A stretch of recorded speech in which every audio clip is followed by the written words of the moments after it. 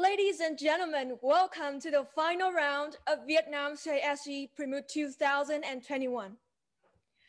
My name is Khánh Huyen, and it's a great honor for me to be the MC for our competition today.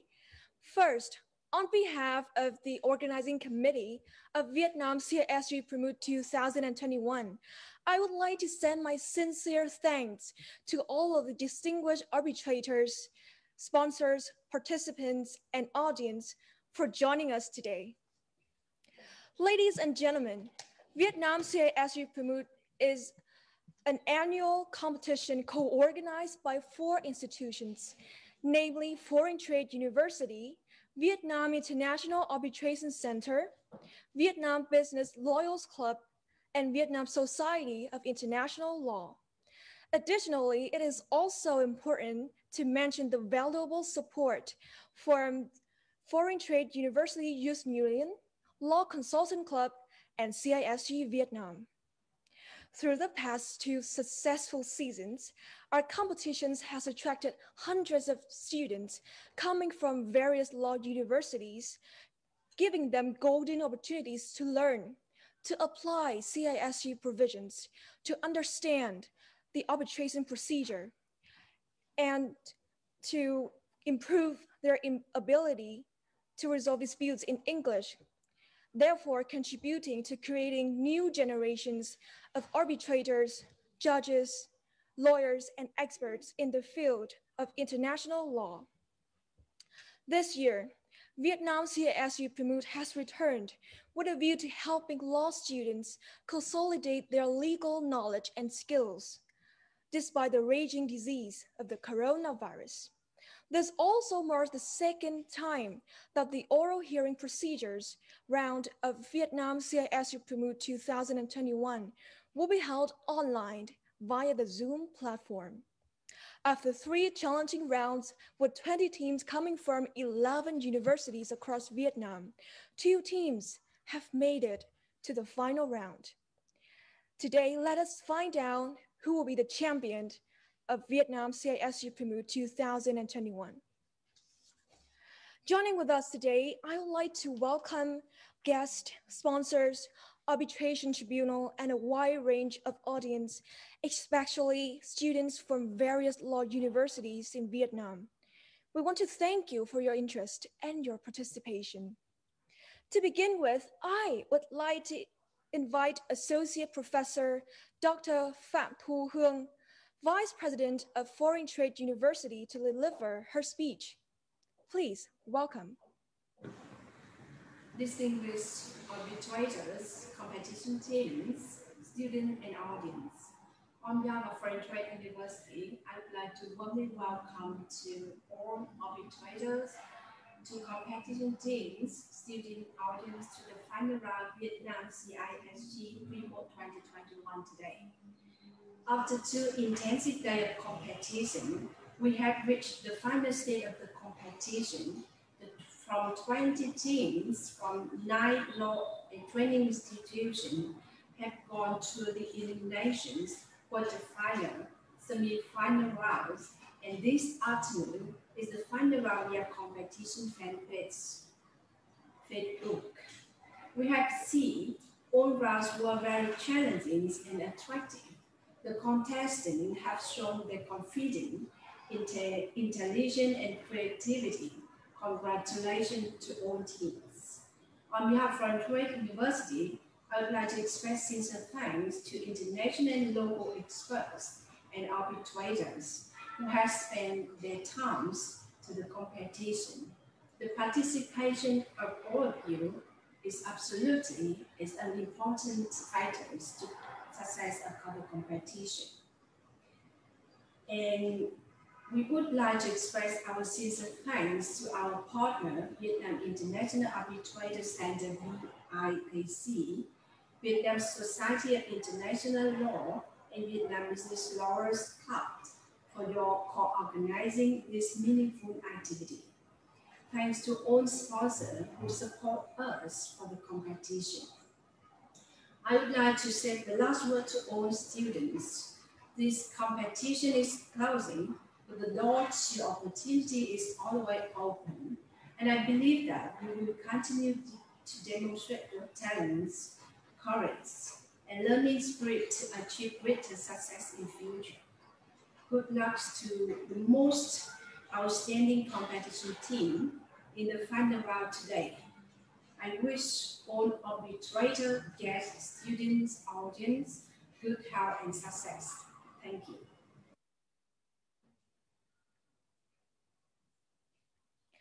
Thank you for your speech, Associate Professor Dr. Phạm Thu Hương. Ladies and gentlemen, the success of the competition cannot be achieved without the generosity.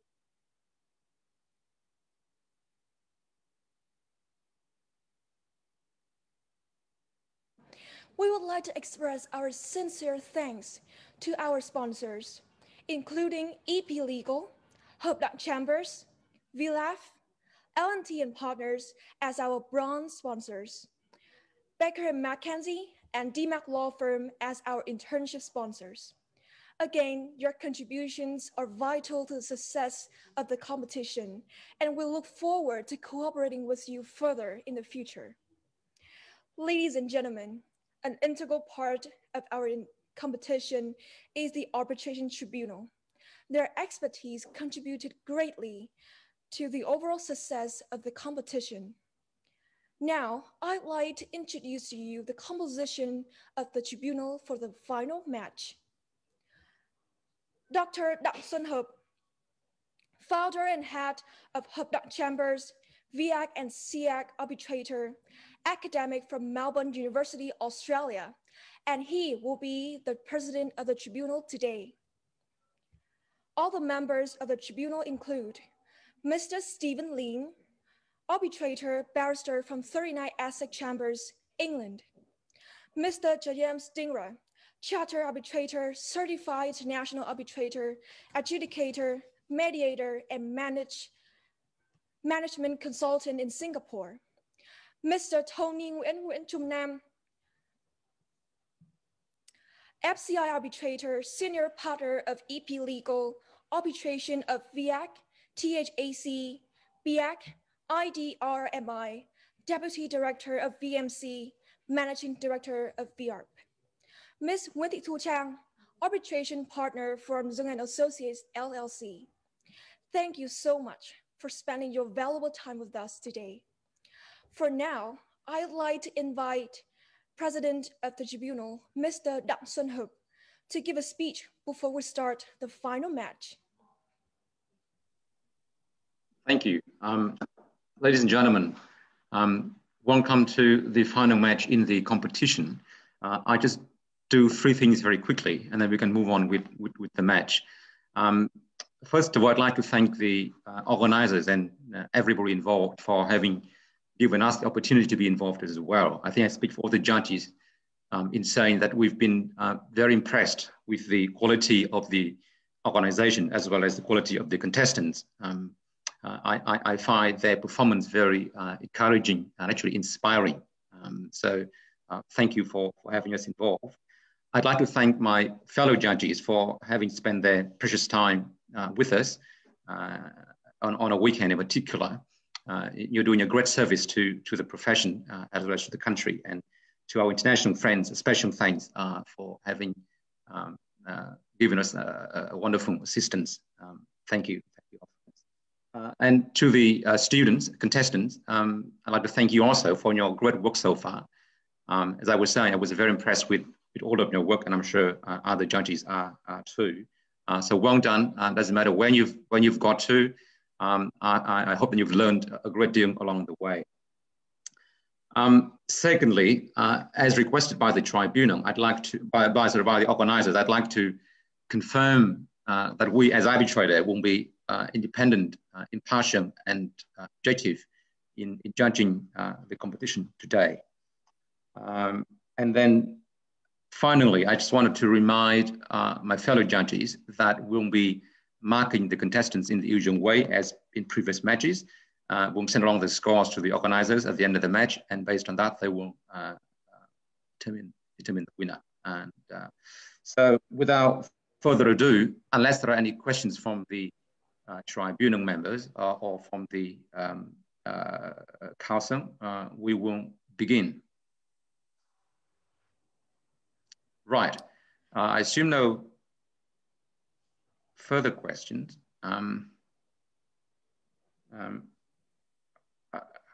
While I'm pausing, just because one of the judges of the panel is not yet visible on the screen.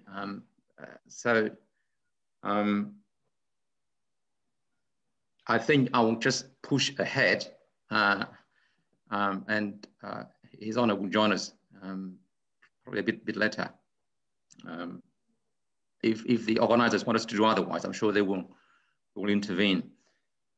Right, so ladies and gentlemen, I hereby formally open the final hearing in the matter of Respi Vac PLC as the claimant and Camvia Limited and Vectorvia Limited as the respondents.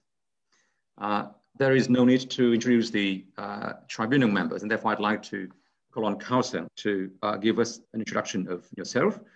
In doing so, I'd like you to state your name, your full names for the record, as well as who's going to speak on what and for how long.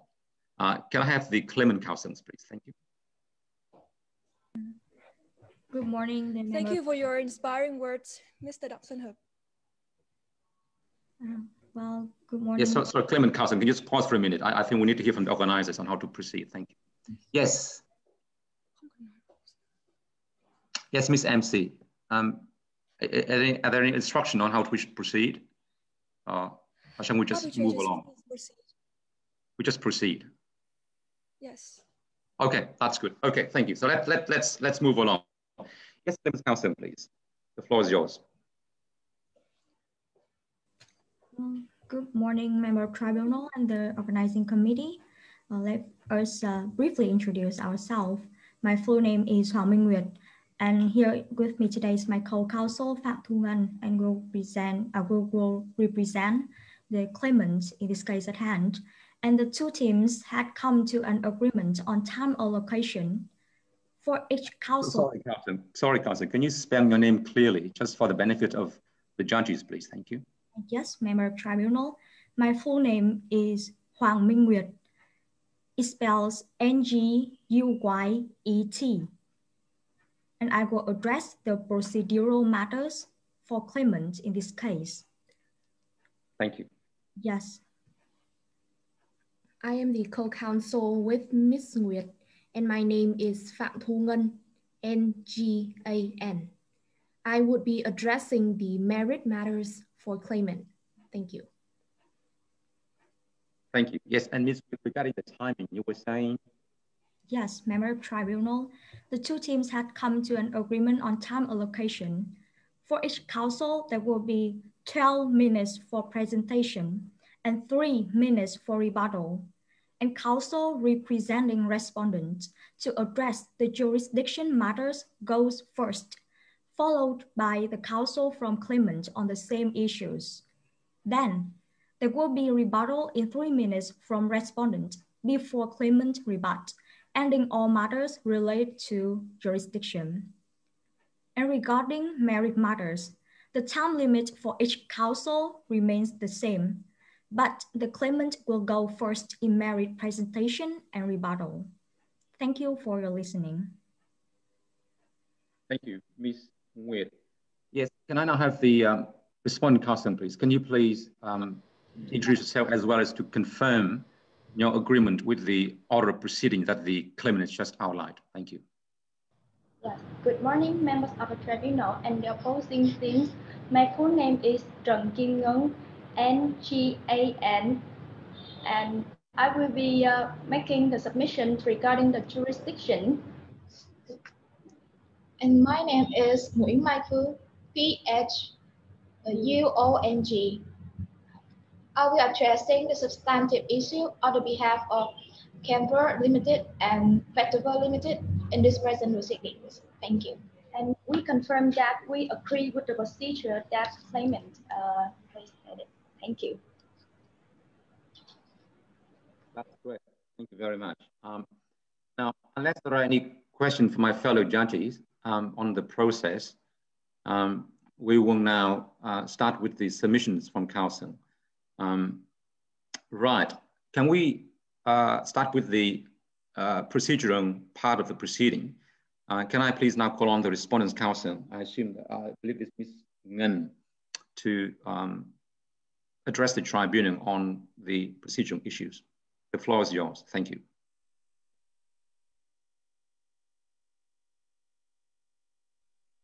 So we cannot hear you, or at least I cannot hear you.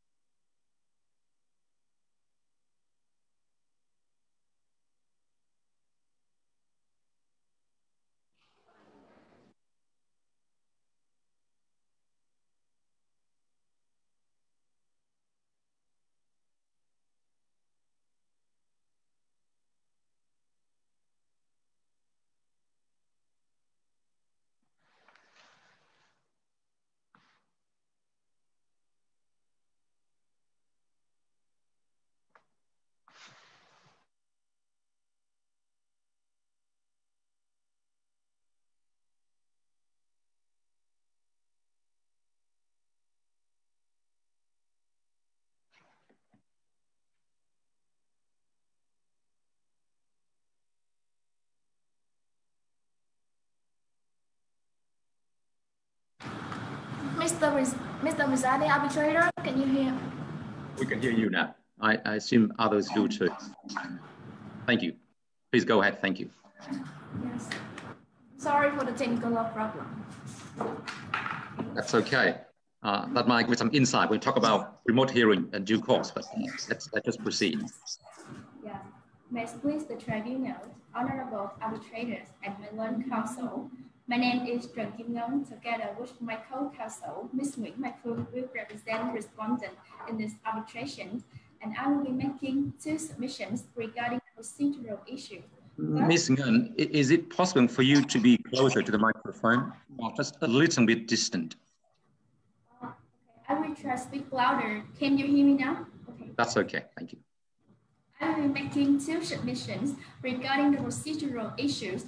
First, Ross Pharma should be joined to this arbitration, and second, the examination of experts and witnesses should be postponed to a later stage.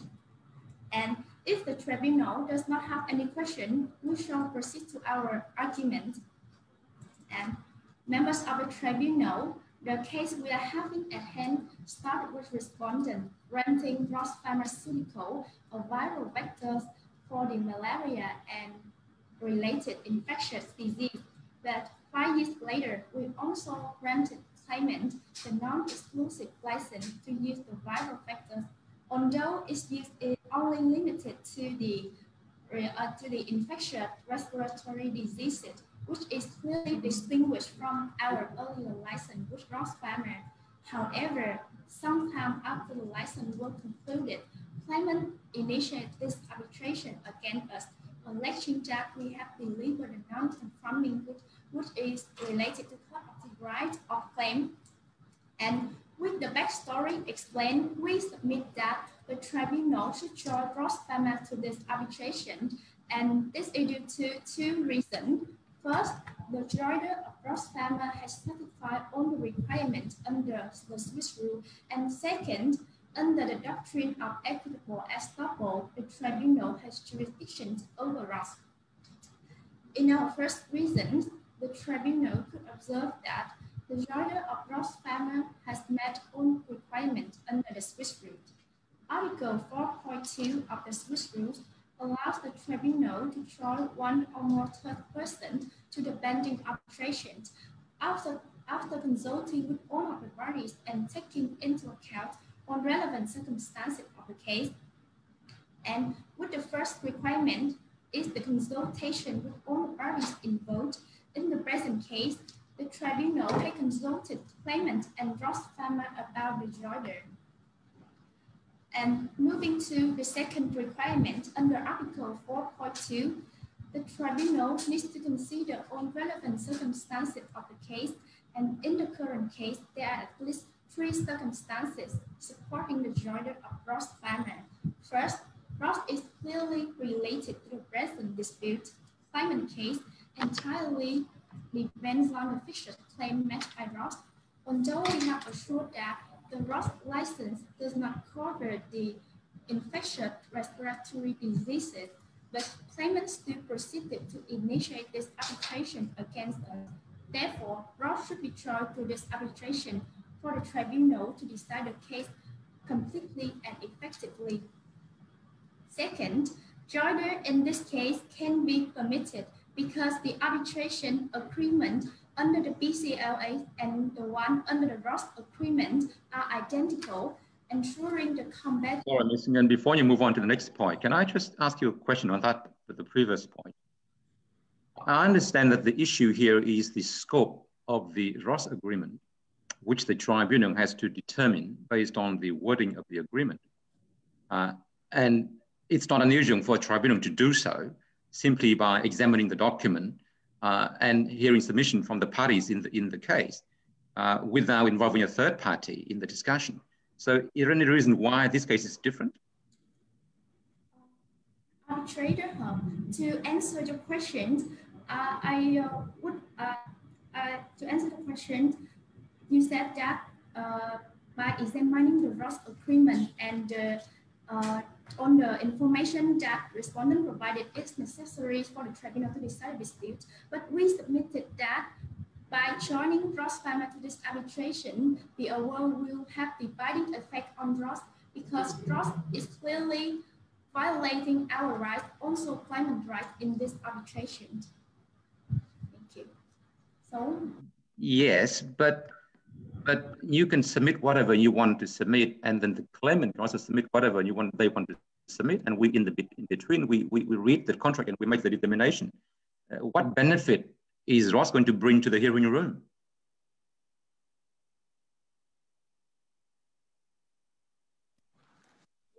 Benefit to bring ROS Pharma to this arbitration is that ROS is clearly related to this arbitration because based on the claim made by ROS, claimant initiated this arbitration against respondent. Does it satisfy your concern, arbitrator? Okay, please proceed. Thank you. Yes. And regarding the second circumstances that the tribunal should consider, we submit that the arbitration agreement in the BCLA and the one in ROS agreement are identical. So it ensures the compatibility between the arbitration agreement. Two arbitration agreements provide for the same place of arbitration, which is the Nubia, the same number of arbitrators, and the same constitution and the same method of constitution of the tribunal. And finally, the tribunal should also consider that there would be a risk of conflicting decisions without the joinder of ROS. For example, this tribunal could find that claimant has the license to use the vector for infectious respiratory diseases, but in another arbitration, the tribunal could decide otherwise. Therefore, by taking into account all relevant circumstances of the case, the tribunal should join ROS Pharma to this arbitration. And on to the second point. Sorry, counsel, for interruption. Before you move on the second point, may I ask you one question? I understand that you just pick up three most important factors that the tribunal should consider when to take into account whether ROS should join or not. But the most important thing is the consent of the parties, and I have not heard anything about this. I mean, what about the section 14 of the RESPI agreement? It said that any dispute, controversy, or claims arising out of or in relation to this contract. So how could you interpret this term? Arbitrator Cheng, to answer the question, that we agree that the consent is important, but in this case, claimant is stopped from raising. I'm sorry, I agree that the consent is very important in this arbitration, but we submit that by agreeing to arbitrate under the Swiss rule, the parties, including claimant and trust farmer, they consented to the possibility of such a rider. It's just a possibility, right? It's not the waiver, right? Yes, but we also submitted that joining trust, but we submitted that the consent is important, but we should consider another factor is the fairness in this case, because claimant claims depends entirely on the claimant by Ross. So we should charge Ross in this arbitration to decide the case completely.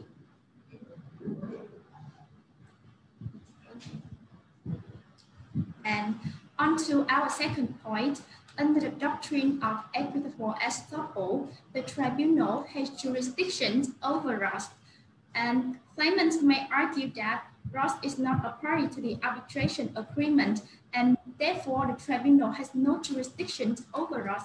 But there is an exception to this principle, because the arbitration agreement is the contract governed by ordinary principle of law. So the non-signatory may be bound to the arbitration agreement in many circumstances.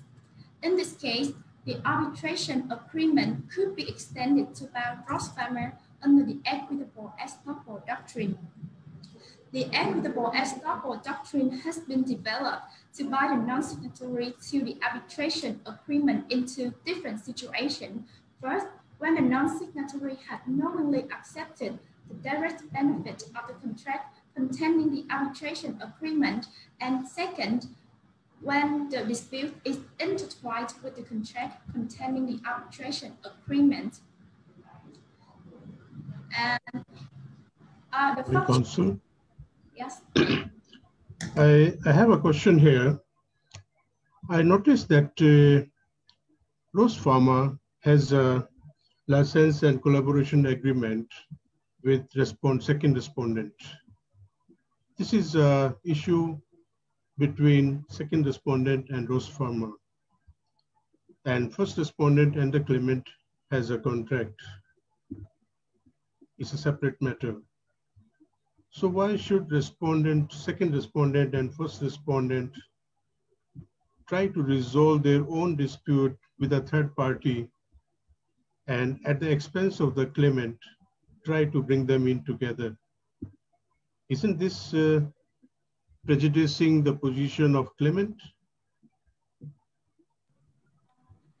Arbitrator James, to answer the question, I want to draw the attention to the fact that claimant has made a claim against both respondents, respondent number 1 and respondent number 2, even though respondent number 2 is not a party to the arbitration agreement between claimant and respondent number 1. And claimant case is based on trust, so joining trust is needed. And regarding your position regarding you state that why don't we bring the proceeding against Ross Pharma and then consolidate it, bring it together? We submit that the consolidation under Article 4 of the Swiss rule also require the tribunal to take into account all relevant circumstances of the case.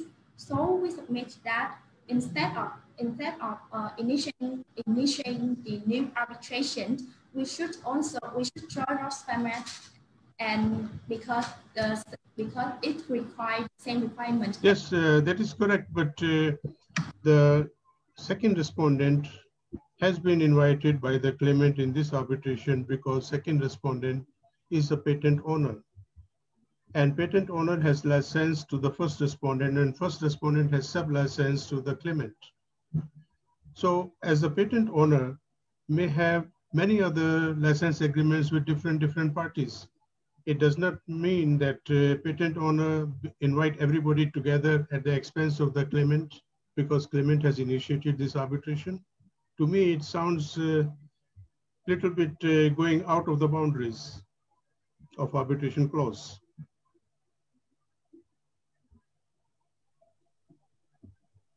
This ties with my previous question.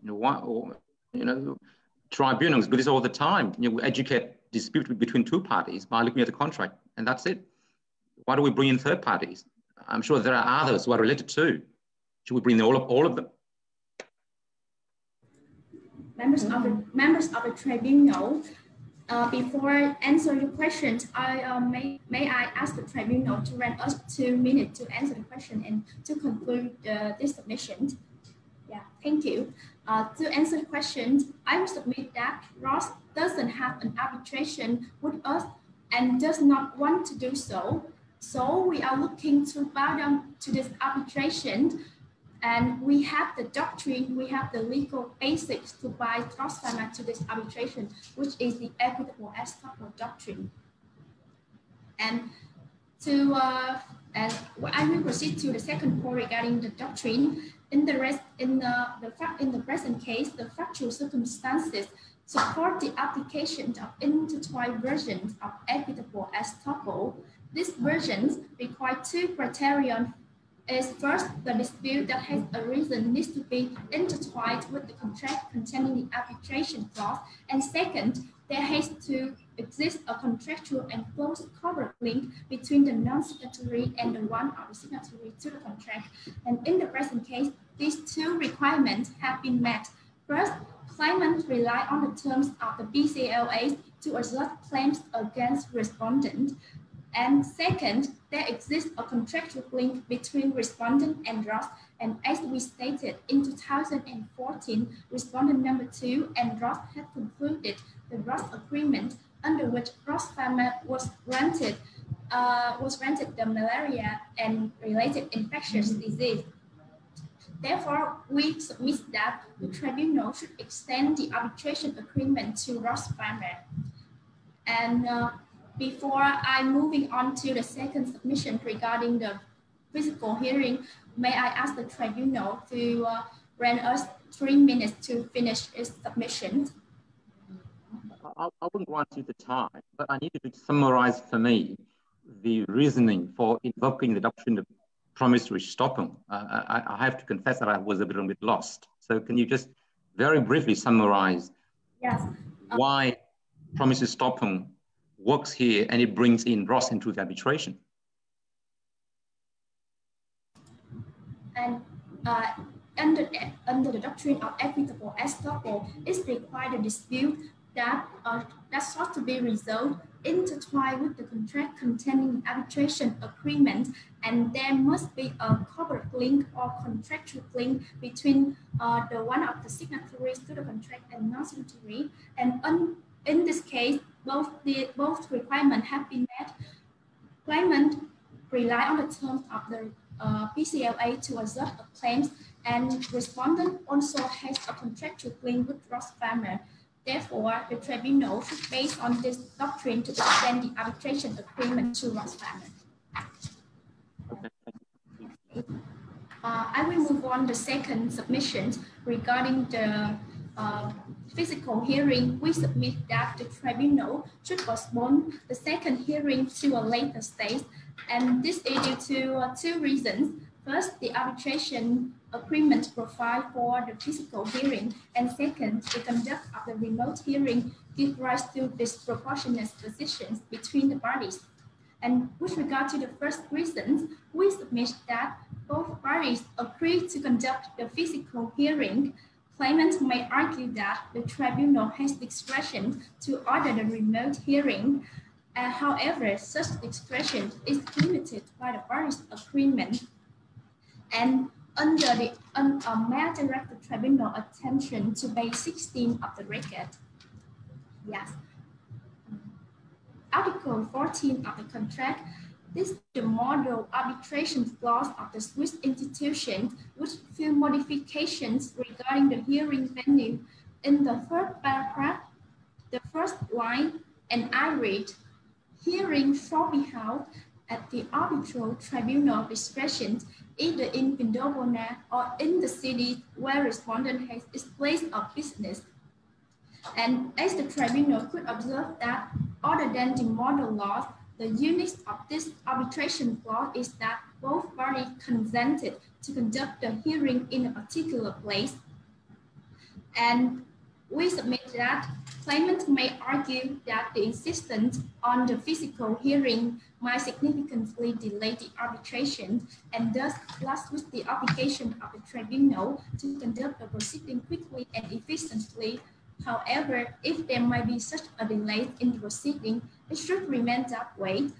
An argument for mere convenience cannot take priority over the established principle of law that the parties must honor what was agreed, and in this case, we submit that the judge's verdict is the judge's verdict, so the tribunal should accept the request to postpone this hearing, the second hearing.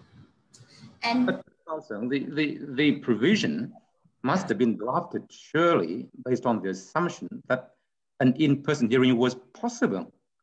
But what if an in-person hearing is not possible in reality? What would have the parties intended then?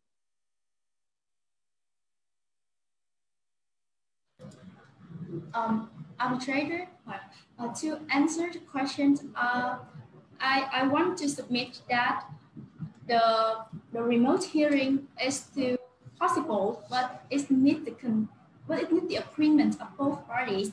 And in this case, only claimant agreed to the remote hearing, so the tribunal should honor the parties' initial agreement. And moving to the second reason, we submit that the conduct of remote hearing will give rise to disproportionate positions between the parties. First, the cross-examination could not efficiently be conducted in a remote manner. Members of the tribunal, the ultimate objective of cross-examination is to use the witness testimony to tell our side of the story, and that our client case is deserving for justice. And in the physical hearing, the tribunal and the cross-examiner look at the witness into the eye and conduct a conversation, an eye-to-eye and frank conversations. However, the use of video conferencing facility only allows the tribunal, the cross-examiner, and the witnesses to see the extent what the video allows and to hear what the parties have to say. It takes away an eye-to-eye conversation that underpins the physical cross-examination. And during the remote cross-examinations, it will be more difficult to capture the look and the feel of the witness evidence on screen and to discern the body language, facial expressions, or tone change. Counsel, I've got a question for you. We are using a virtual platform now, and we are communicating. We can hear your submissions, and I think you can see us as well, and here are what we have to say. So, can you explain why what you are experiencing now is not sufficient with regard to witnesses? Trader Stephen, to answer the question, that as you observed at the beginning, the technical problem may vary, and direct interaction has very different and has a different element. For example, the eye-to-eye conversations or as the eye contact with the tribunal, and especially the second hearing is the examination and cross-examination of the witness and expert. The witnesses, they may unfamiliar with the technologies as the counsel, during the examination or cross-examination, the witnesses will participate the hearing from different places, and the counsel, they are not allowed to stay with the witnesses, and therefore the witness, they may not be able to handle the technical problem or connections themselves, so they may not properly present his or her evidence. Can't that problem be solved, counsel, if you're saying that it's just a technical issue? Can it be solved by arranging for someone who's a technical specialist, someone who's very familiar with this technology, to be there to assist in terms of any technical issues?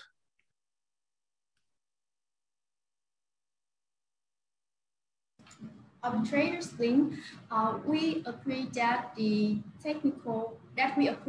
both parties can solve the technical connections, but it's not easy because as you as mm,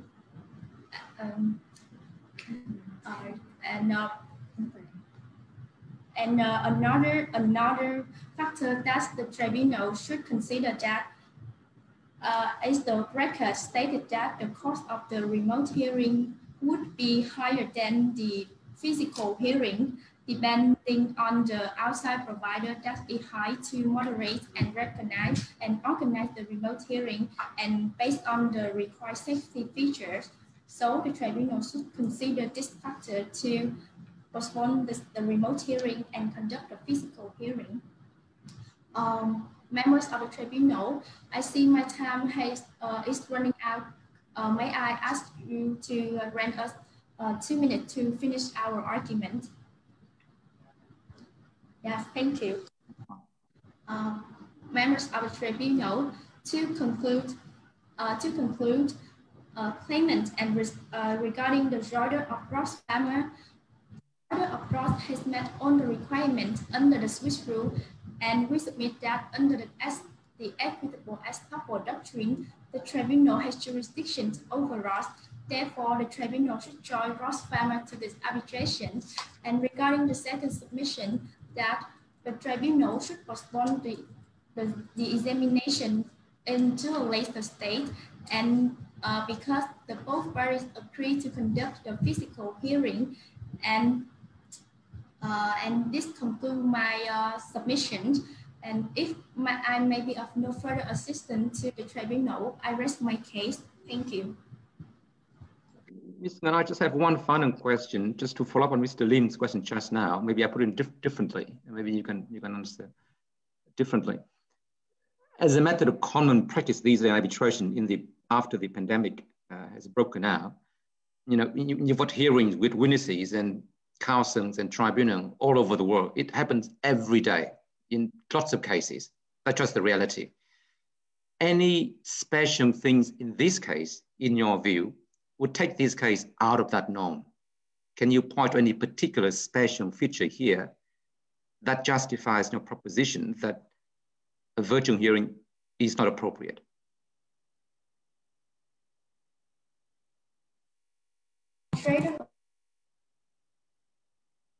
I cannot hear you. Sorry, Ms. Nguyen.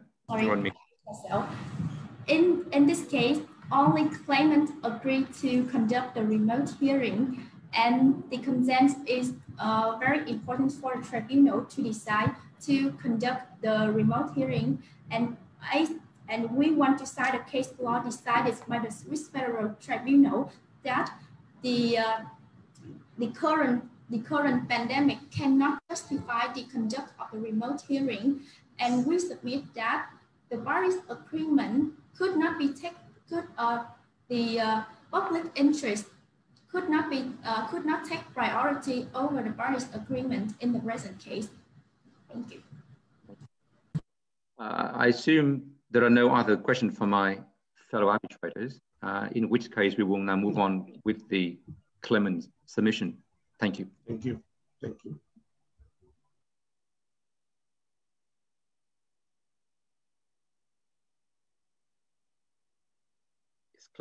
Claimant's counsel? Yes. Well, good afternoon, member tribunal. May it please the tribunal, representing our client, I will address the procedural matters in 12 minutes. Member tribunal briefly saying, claimant and respondent one enter into the PCLA and binding both parties on the obligations to research into respiratory diseases and the sale of goods. However, claimant's right to discover research under the PCLA is now violated, since respondent one did not fulfill its obligations to deliver goods, which are vital vectors, free from third parties' rights and claim. Hence, we would like to raise 4 submissions. First, Ross should not be joined to the arbitration. Second, a hearing of expert and witness should be conducted remotely. Third, CISG is applicable to the PCLA. And lastly, Respondent 1 breached its obligation to deliver conforming goods under Article 42 CISG. Jumping to the first submission, Ross should not be joined to the arbitration. The joinder of a third party raises problems in connection with the scope of arbitration agreement. Since Article 4.2 Swiss rule does not give any specific conditions on the order of third parties joinder, case law commentaries and doctrines have to be considered, and it has to be determined whether this third party can be regarded as a party to the arbitration clause and whether an extension of the arbitration clause can be accepted. This is a conclusion granted in a case by Swiss Federal Tribunal in 2003 and also commented by Müller-Zuber-Biller in Swiss rule commentary.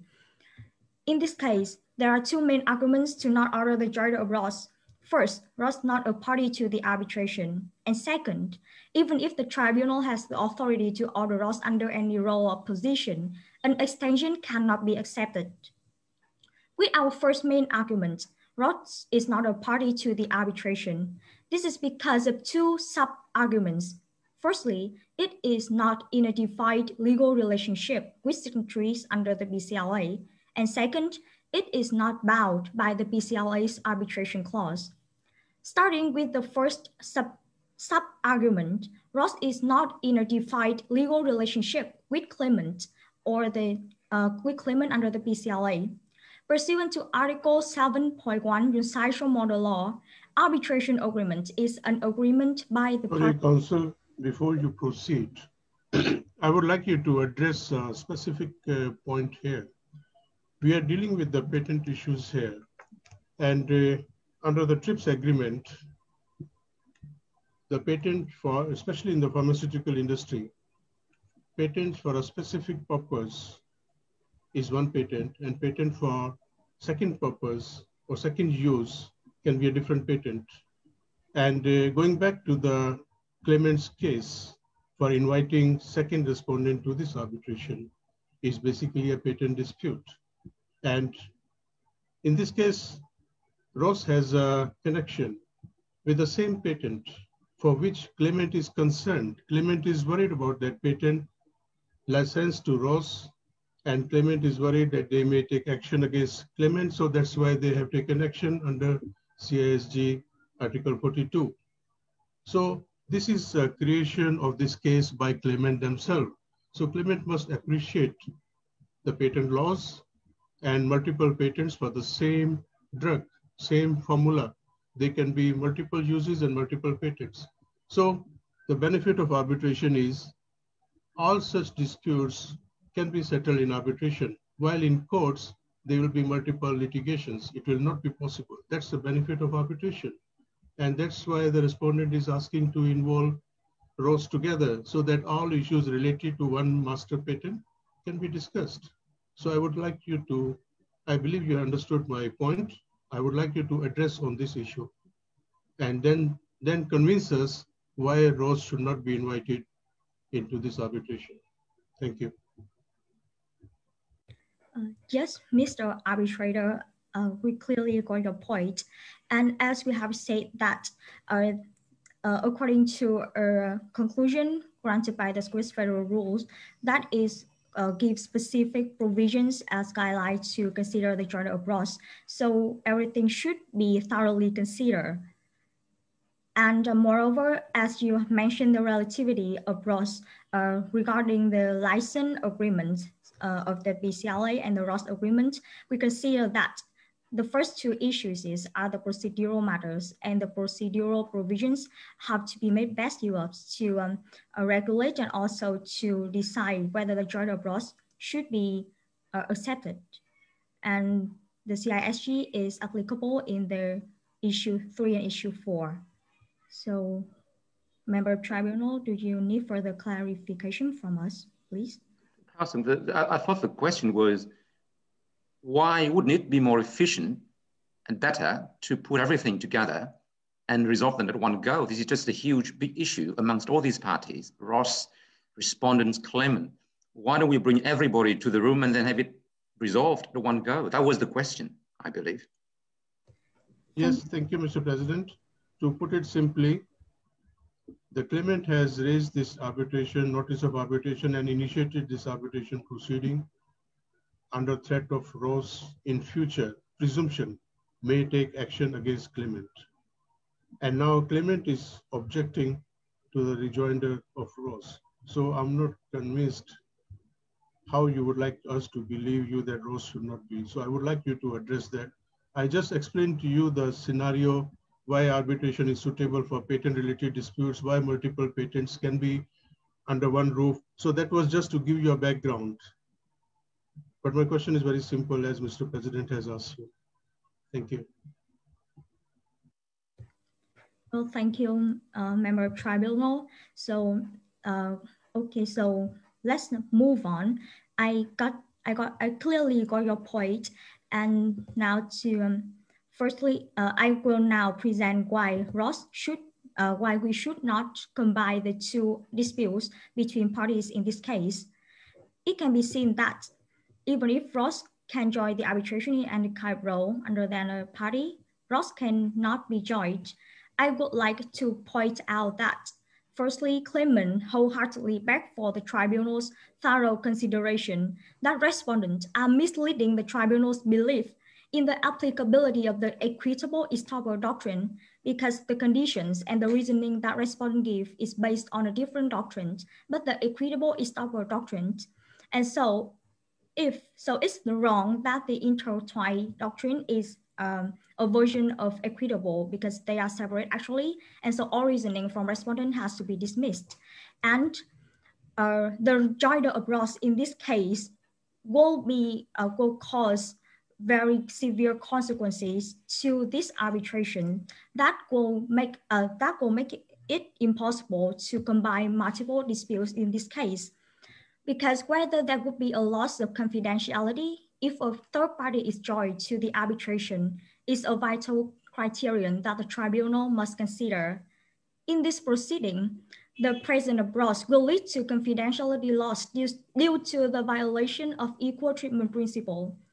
The equal treatment principle is stipulated in Article 15.1 Swiss rule and Article 18 Universal Model Law, and joining one party to the arbitration may make it prejudice one of the existing parties by helping the other party make its case.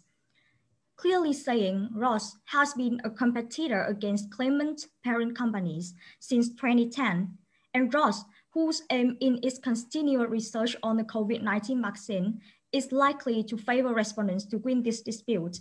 And if respondents win this dispute, which means respondent one did not breach obligations to deliver goods free from third parties' right or claim, Ross will still conducting research into COVID-19. And moreover, the Councillor, I just want to ask you a question about the submission you just made. You said Ross would want to favor the respondents in this, but isn't Ross' argument that they are actually entitled to the license granted to them by respondent number 2 in respect of all respiratory diseases? And isn't that the claim that claimant has made, that that's why there's a breach? So if that is what Ross' case is, isn't that in fact aligned with what claimant is saying rather than supporting the respondent? So I have some difficulty following the submission you just made.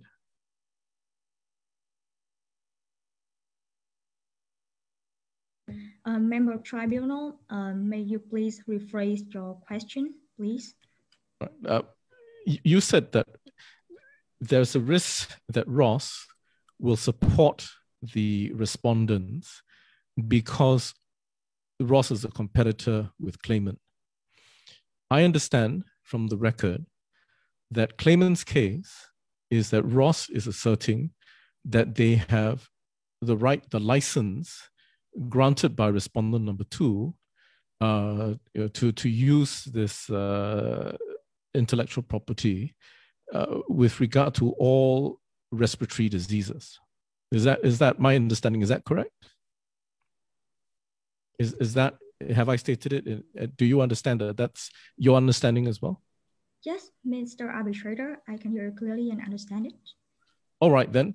So if that is what claimant is saying, that Ross is saying that it has the right to this intellectual property for all respiratory diseases, and that is what Ross itself is also asserting.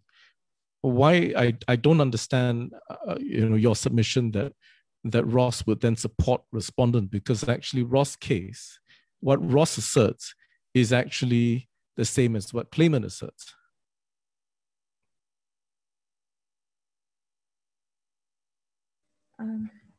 Mr. Arbitrator, to clarify your misunderstanding and confusion at the present, I would like to emphasize that respondent want to join Ross to this case as they say that Ross cannot maybe a party, a full party in this case, so they can be a side party. So as a side party, the purpose of them will be supporting the original party in the case. And although that Ross is now disputing with respondent, however, there is nothing to ensure that Ross will not favor respondent in the case when it is joined to the arbitration for its benefit of keep researching into COVID-19. And this is the reason why claimant is fear, because Ross will prejudice the respondent and will affect an effective final award from the tribunal. Right. Well, I don't want to take too long with this issue, but I just want to close out the issue, because what I understand you to be saying is that you believe there's a risk that Ross will then change its position and actually say that it doesn't have the license. And just so that we can fully understand your submission, can you tell us why? Do you have any basis on which you can make that submission? Or do you have any independent basis to say that Ross will change the present position it is taking? Mr. Arbitrator, do I rightly understand that I have to give the basis for Ross' position in this case as a side party? No, your submission, what I understood your submission to be was that you fear that Ross would actually change the position it is currently taking. So I just want to understand what evidence you have to suggest that Ross will change its position. Yes, Mr. Arbitrator, because Ross is now a licensee. However, it is not committed to the scope of research under the Ross agreement, and claimant is now under the PCLA about the respiratory disease.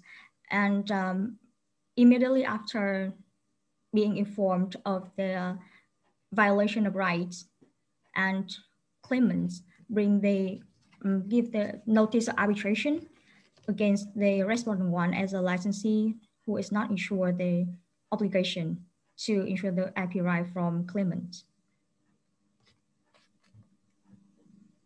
So just to finish up the point, I think all of the questions put together simply means this. If there is one dispute about whether Ross is making noises about this issue, isn't it better to bring Ross into the room for Ross to tell us to the tribunal, are you making noises or not? It's either yes or no, simple as that. So what submission do you have for saying, no, Ross shouldn't be brought to the room? That's it, really. It's a very simple point. Yes, thank you, Mr. Arbitrator, for clarification. But regarding your question, claimant would like to emphasize that we should not bring Ross to the current arbitration at the same room as claimant and respondents, because there will be risks from Ross' presence regarding the equal treatment principle and also the prejudice it will make. And it not ensure the efficiency of the proceeding at the present, because that will lead to the more complex proceeding regarding such as the disclosure of any conflicting interest between the member tribunal and Ross. Yes. Thank you. I understand your point was that confidentiality of the research which claimant is doing, and Ross is a competitor of the claimant. So claimant is concerned that during the hearings, some secrets may be come out and will be exposed to Ross. I would like to hear from you on the confidentiality point. What matters specific to this case, which claimant is concerned, that could come out and claimant would not be able to avoid that confidential invention or research which they are working on? Thank you. Yes, Mr. Arbitrator, I clearly got your point. Regarding the confidentiality loss, it can be seen that respondent confirmed in the request for the journal of Ross that it will present expert witness to explain the production and the operating modes of vectors and differences between the various viral applications. And this presentation may reveal claimant's confidential information. May I please beg for the tribunal's attention to the page 56 of the problem, which is paragraph 30 of the PO2 about the definition of confidential information. And in this part, confidential information means all information or know-how, whether technical or non-technical, that will be revealed. So such violation of confidentiality is a major disadvantage of the joiner of third party, since Ross can make use of such information to compete against claimants. Mr. Arbitrator, is my information satisfying you? Page 56, paragraph? 30. Paragraph 30. 30. Yes, I got it. Thank you. Yes. So, member of tribunal, because my time is running out and I still have one issue to present, may I beg for further 3 minutes? Yes, please. Yes, thank you, Mr. Arbitrator. So moving to the issue 2, the examination of witness and expert should be conducted remotely. We would like to raise 2 main points here. First, remote hearing avoids delay in arbitral process. And second, remote hearing does not put respondent in a disadvantaged position in presenting its case. With the first main point, remote hearing will avoid further delay. Pursuant to Article 15.7 Swiss rule, all participants have to contribute to the efficiency of the procedures and avoid any unnecessary costs and delays. Postponing the hearing, perhaps indefinitely, was problematic. And if the hearing of expert witness in this case cannot be conducted remotely, a hearing in person will be postponed at the earliest 4 months due to conflicting schedules. Such a time frame was undetermined, affecting the quick final award in this case. Moving to the second argument, remote hearing does not put respondent in a disadvantaged position. Under Article 15.1 Swiss rule, the tribunal may conduct the arbitration as in such a manner as it considers appropriate, provided that it ensures parties' right to be heard and equal treatment among parties. Regarding the right to be heard in a remote hearing, a right to be heard is violated if a party cannot effectively present its argument in remote hearing in a meaningful way. Indeed, the tribunal only raised the question of whether it should be held remotely, but exclude the witnesses of experts that help respondents present the case in a meaningful manner. Counsel, this is a very good point here, the remote hearing, which is objected to by the respondent's counsel for confidentiality point of view. And just now you raised the issue of confidentiality. That's why you don't want Rose to be involved. And now we are talking about confidentiality, and you have directed me to paragraph 30 on page 56, which also says the same thing, the electronically, orally, visually, or in writing. And especially when it is held remotely, the probability of breach of confidentiality is much, much higher than in person, because in person it is in the physical control of the person giving evidence. So I would like you to address the respondent's point here, the reason why respondent don't want a remote hearing, and the reason why you don't want Rose is a common reason, confidentiality. Thank you. Yes, Mr. Arbitrator. It can be seen that Swiss rule at the present does not give any specific provisions on remote hearing. However, in international arbitration, there are several standards regarding the privacy of a hearing, such as giving the password, the ID password of the meeting, so that the privacy, such as the information confidentiality, can be ensured, so that such standards will be well met. So there is no concern over such privacy laws.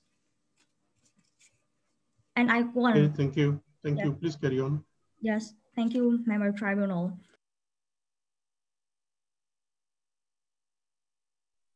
You're on mute. You're on mute, Ms. Nguyệt. Ms. Nguyệt, you're on mute. Thank you. Yes. Now, regarding the equal treatment principle, equal treatment in hearing means one party should not be treated less favorably than others in arbitration. In this case, all participants potentially involved in an oral hearing have sufficient bandwidth and equipment. Thus, technical standards for both parties' presentation are fair, adhering to the equal treatment principle. The fact that technological equipment is better on claimant's side does not mean that claimant will have the power to control the hearing or do something in bad faith to prevent respondents from presenting its case. So to sum up, as remote hearing an expert and witness ensure the efficiency of the proceedings, equal treatment and the right to be heard of every party, tribunal should conduct it instead of delaying in an in-person one, because justice delayed is justice denied. Thank you for your listening. Thank you, Councillor. I just have one last question before we move on. On the last point, you know that this tribunal can only act within the parties' agreement.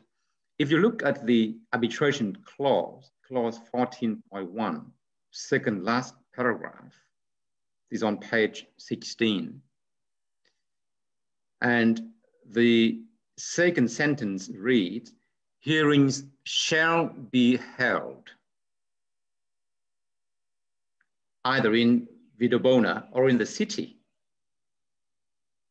So how can this tribunal step out of that sentence to hold a virtual hearing if the parties themselves have agreed that hearings shall be held in the city, meaning in the city?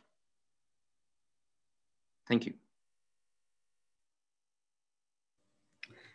Mr. Arbitrator, indeed, firstly, I want to emphasize that there is no clearly statement that only in-person hearing can be considered a hearing, a real hearing.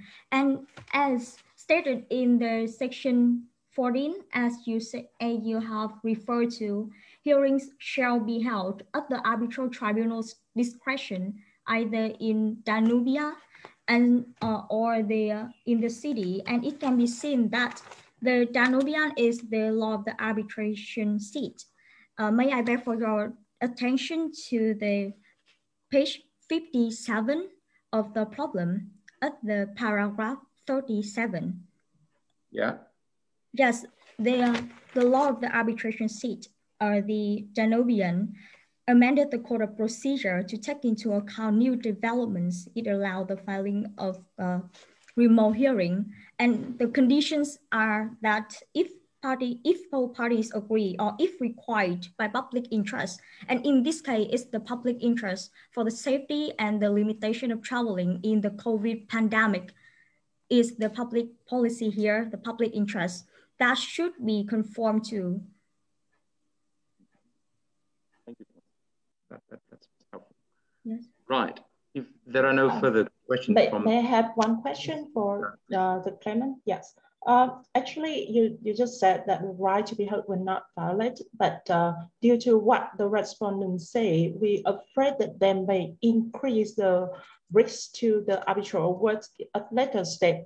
I mean, whether if the tribunal move on with the virtual hearing, the respondent in the future will challenge the validity of the arbitral awards based on the violation of parties' agreement or the arbitration rules or not.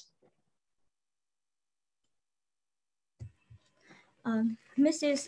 Arbitrator, it can be seen that under the dispute resolution section the section 14, the tribunal can hold the hearings at their discretion, and we firmly believe that the two scenarios of the Danubian law, Danubian procedural law, it says that there are two scenarios, and based on the situation at the present, is the second scenario that the tribunal has to rely on.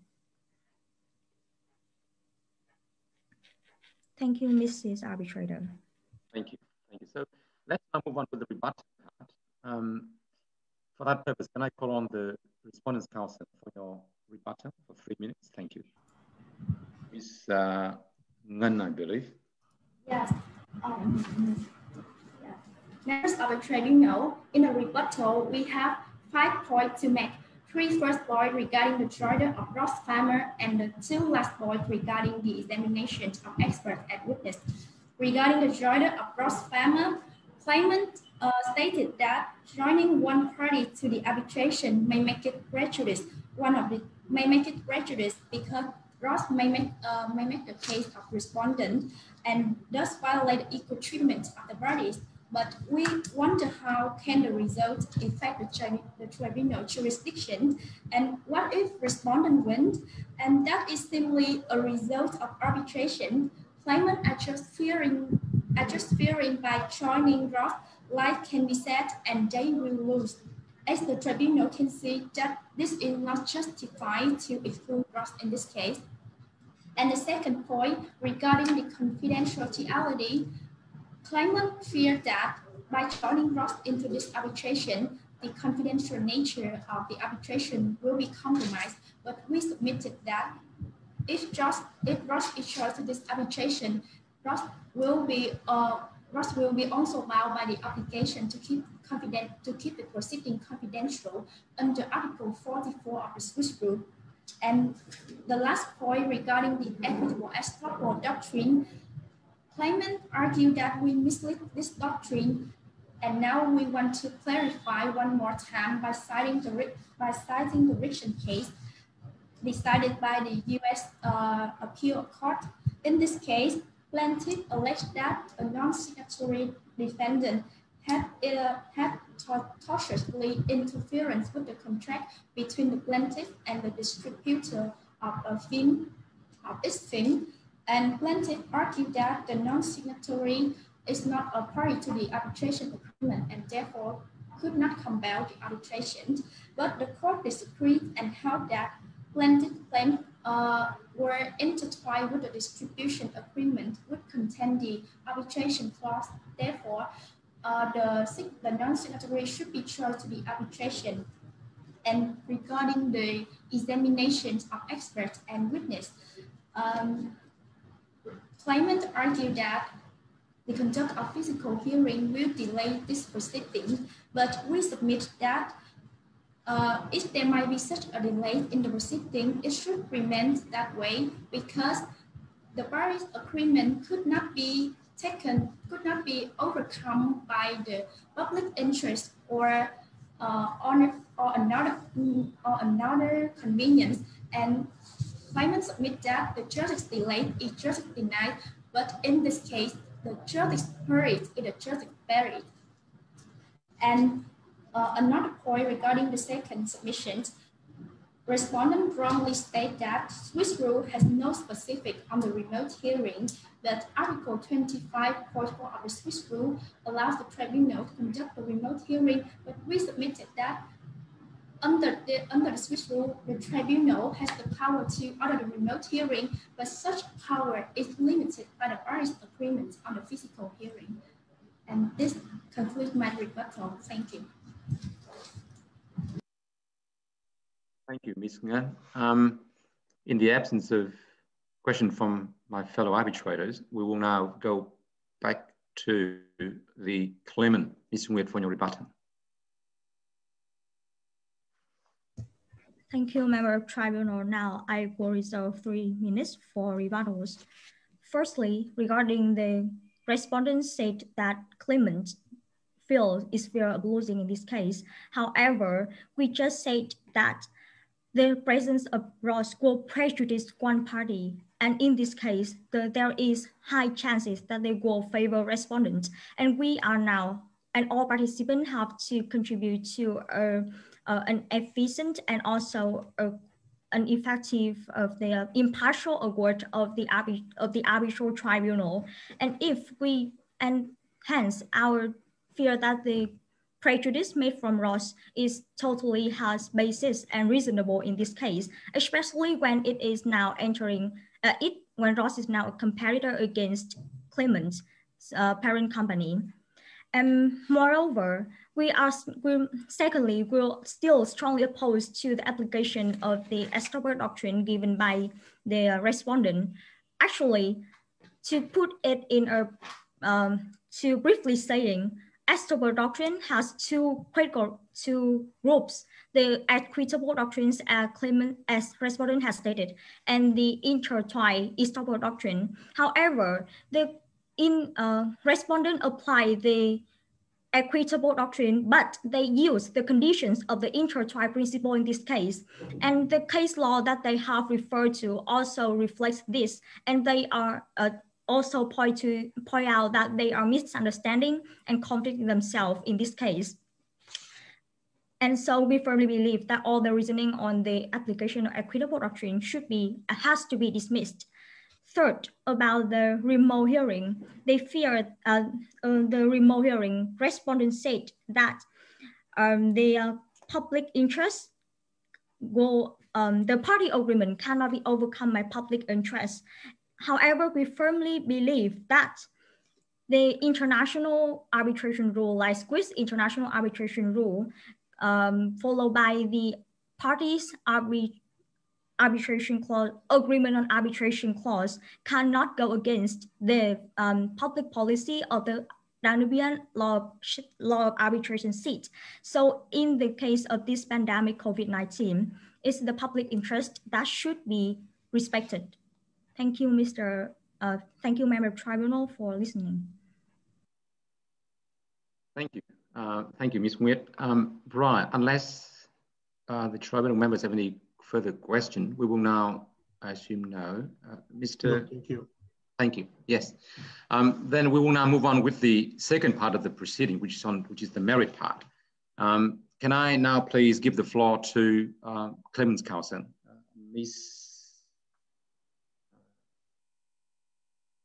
Miss Ngân, I believe, another Miss Ngân. Yes, Miss Ngân. Yes, from the claimant side, to address the tribunal on the merit, please. Thank you. The floor is yours.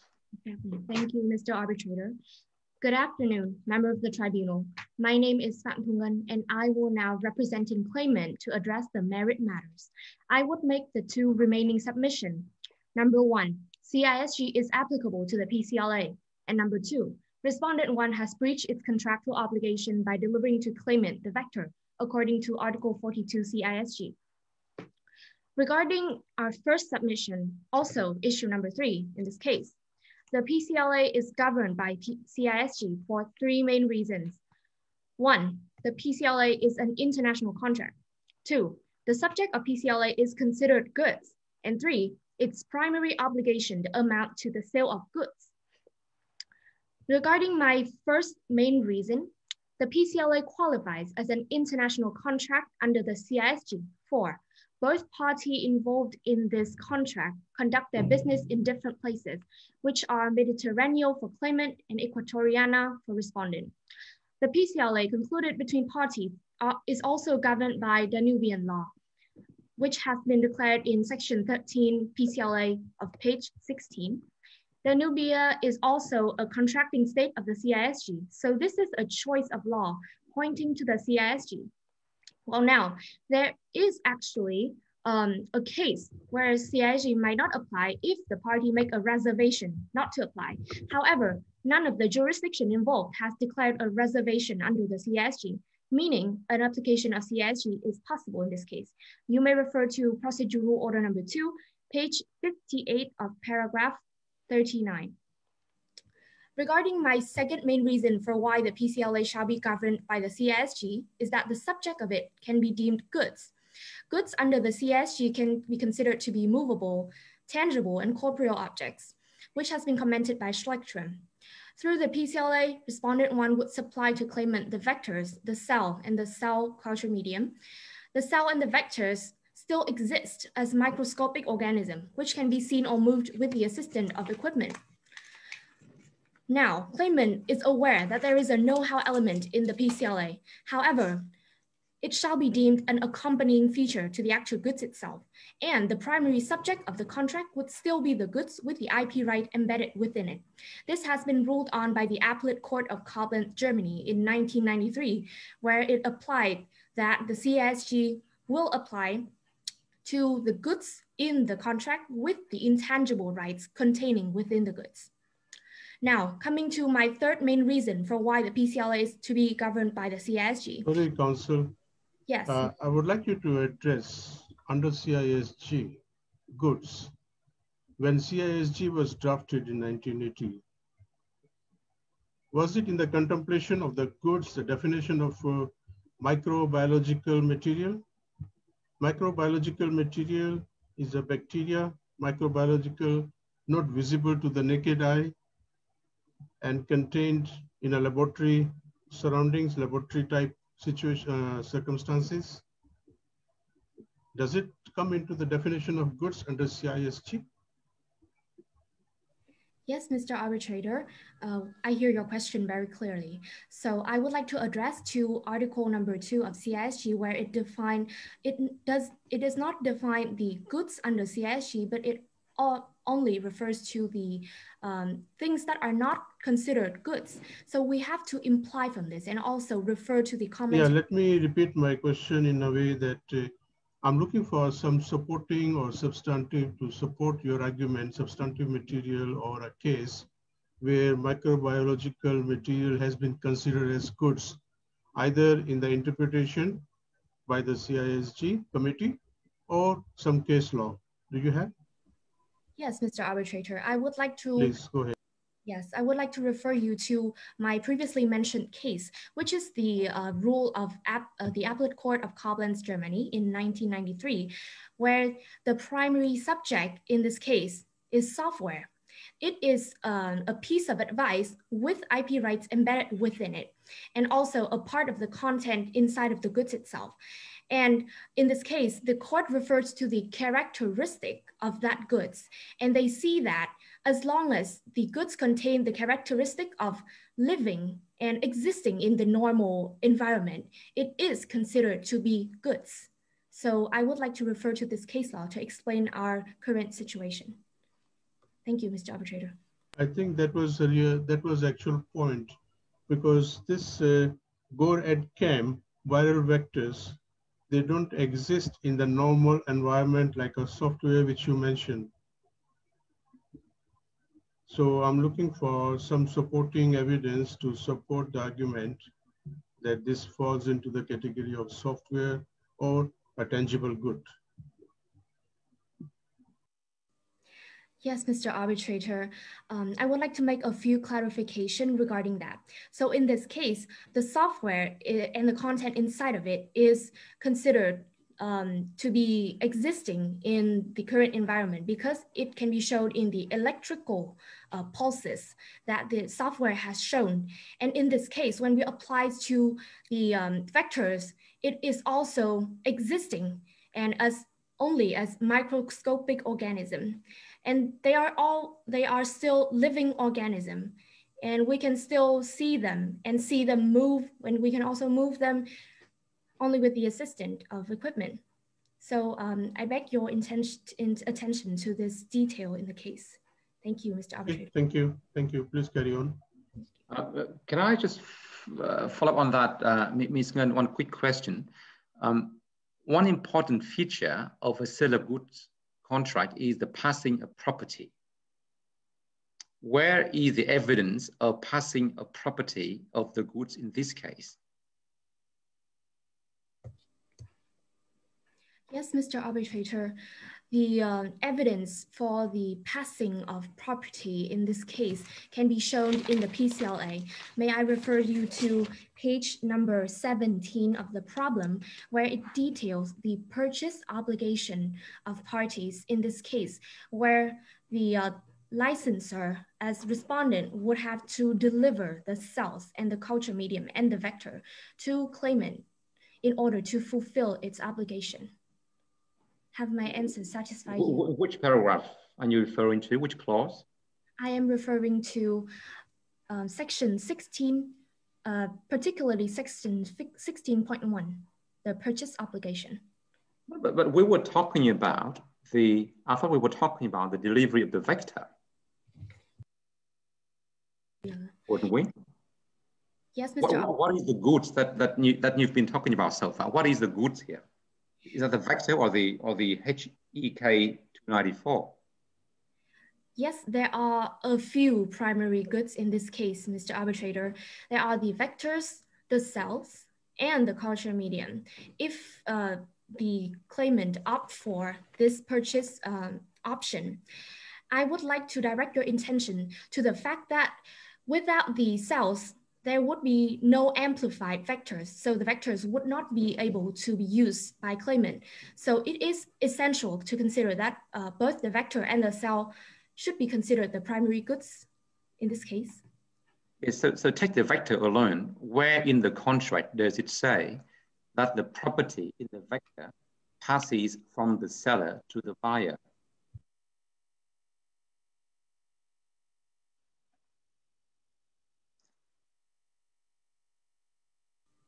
Yes, Mr. Arbitrator, we would like to show you two reasons why this property has been transferred from respondent to claimant. Number one, relying on the terms in the PCLA, which is in section 9, it details that an upfront payment must be made before when this contract it shall be due 5 days after the execution of this agreement. And this upfront payment is actually the payment for the vectors and the amplified cells within it. And our second reason to prove you that is, is in fact, regarding at the time of the arbitration commence, claimant have already reached clinical trial number 3, which means that it has already used the first batch of vectors given by respondent, and also ARC is conducting several researches which has satisfied the first and the second clinical trial. So this means that there is actually a transfer of property in this case. Thank you. Please. Thank you, Mr. Arbitrator. As I have been explaining my reasons for quite a few minutes, I would like to have 2 more minutes to address my points. Thank you. Yes, I would like to wrap up on my third main reason for why the PCLA shall be within the CISG scope, is that the preponderant part of the obligation lies in the supply of goods. The preponderant part is not determined in full in CISG. However, it is determined in 2 factors. It's the obligation financial value, and the intent of party during the contracting period. This has been ruled on by the Court of Mainz in 1998 in the HEILEN case. Regarding the economic value of the obligation, the CISG is applicable where the obligation concerning the supply of goods amount to more than 50% of the total value of the obligation. To calculate the economic value of obligation, for fear of taking time, we would like to wrap it up that there are 2 calculation options. If the tribunal wished to stop the calculation at the time this arbitration commenced, the obligation for the sale would also account for 70% of the total value. And for the second option, if the tribunal wished to calculate all of the obligation, the total obligation in the term of 10 years, this PCLA conclude, it would also amount to 72% of the total value, rendering the sale of goods a preponderant part of this PCLA. So to sum up, since the PCLA is an international contract, the subject of its goods and the primary obligation amount to the sale of goods, CISG is applicable to the PCLA. Now, I would like to address the last merit issue, which is also the key issue to solve in this dispute. Respondent 1 has breached... Before you move on, can I just, one basic question? Yes, Mr. Arbitrator. If your submission is so strong that this was really primarily a sale of goods contract, why didn't the parties call it so? Why do they call it the collaboration agreement with the licensee and the licensor, not the seller and the buyer? Yes, Mr. Arbitrator, we are aware that there is a certain inaccurate naming of parties in this case. And I also refer to my previously mentioned statement that the preponderant part of obligation in the contract shall rely on two factors, which is the economic value of the obligation and the intent of party throughout the contracting period. Have my answer satisfied you, Mr. Arbitrator? Okay, thank you. Please proceed. Thank you. Thank you, Mr. Arbitrator. Now I would like to address the last merit issue, which is also the key issue to solve. Respondent 1 has breached its contractual obligation under Article 42 CISG. This is for two main reasons. Number one, by delivering the batches of vectors, the respondent have not fulfilled the condition of Article 42.1 CISG, and thus has violated its contractual obligation. Number two, claimant has noticed respondent in a reasonable time. With regard to the first main point, respondent 1 has violated Article 42.1 by delivering the vectors to claimant. This is due to two sub-reasons. The vectors are good, not free from right or claim of a third party, which is Ross. And number two, respondent 1 could not have been unaware of this situation. Concerning my first sub-reason, it seems fitting to say that the vectors are not free from imminent IP rights of Ross and potential IP right-based claims from Ross. The vector scope of use between the Ross agreement and the PCLA are indeed overlapping.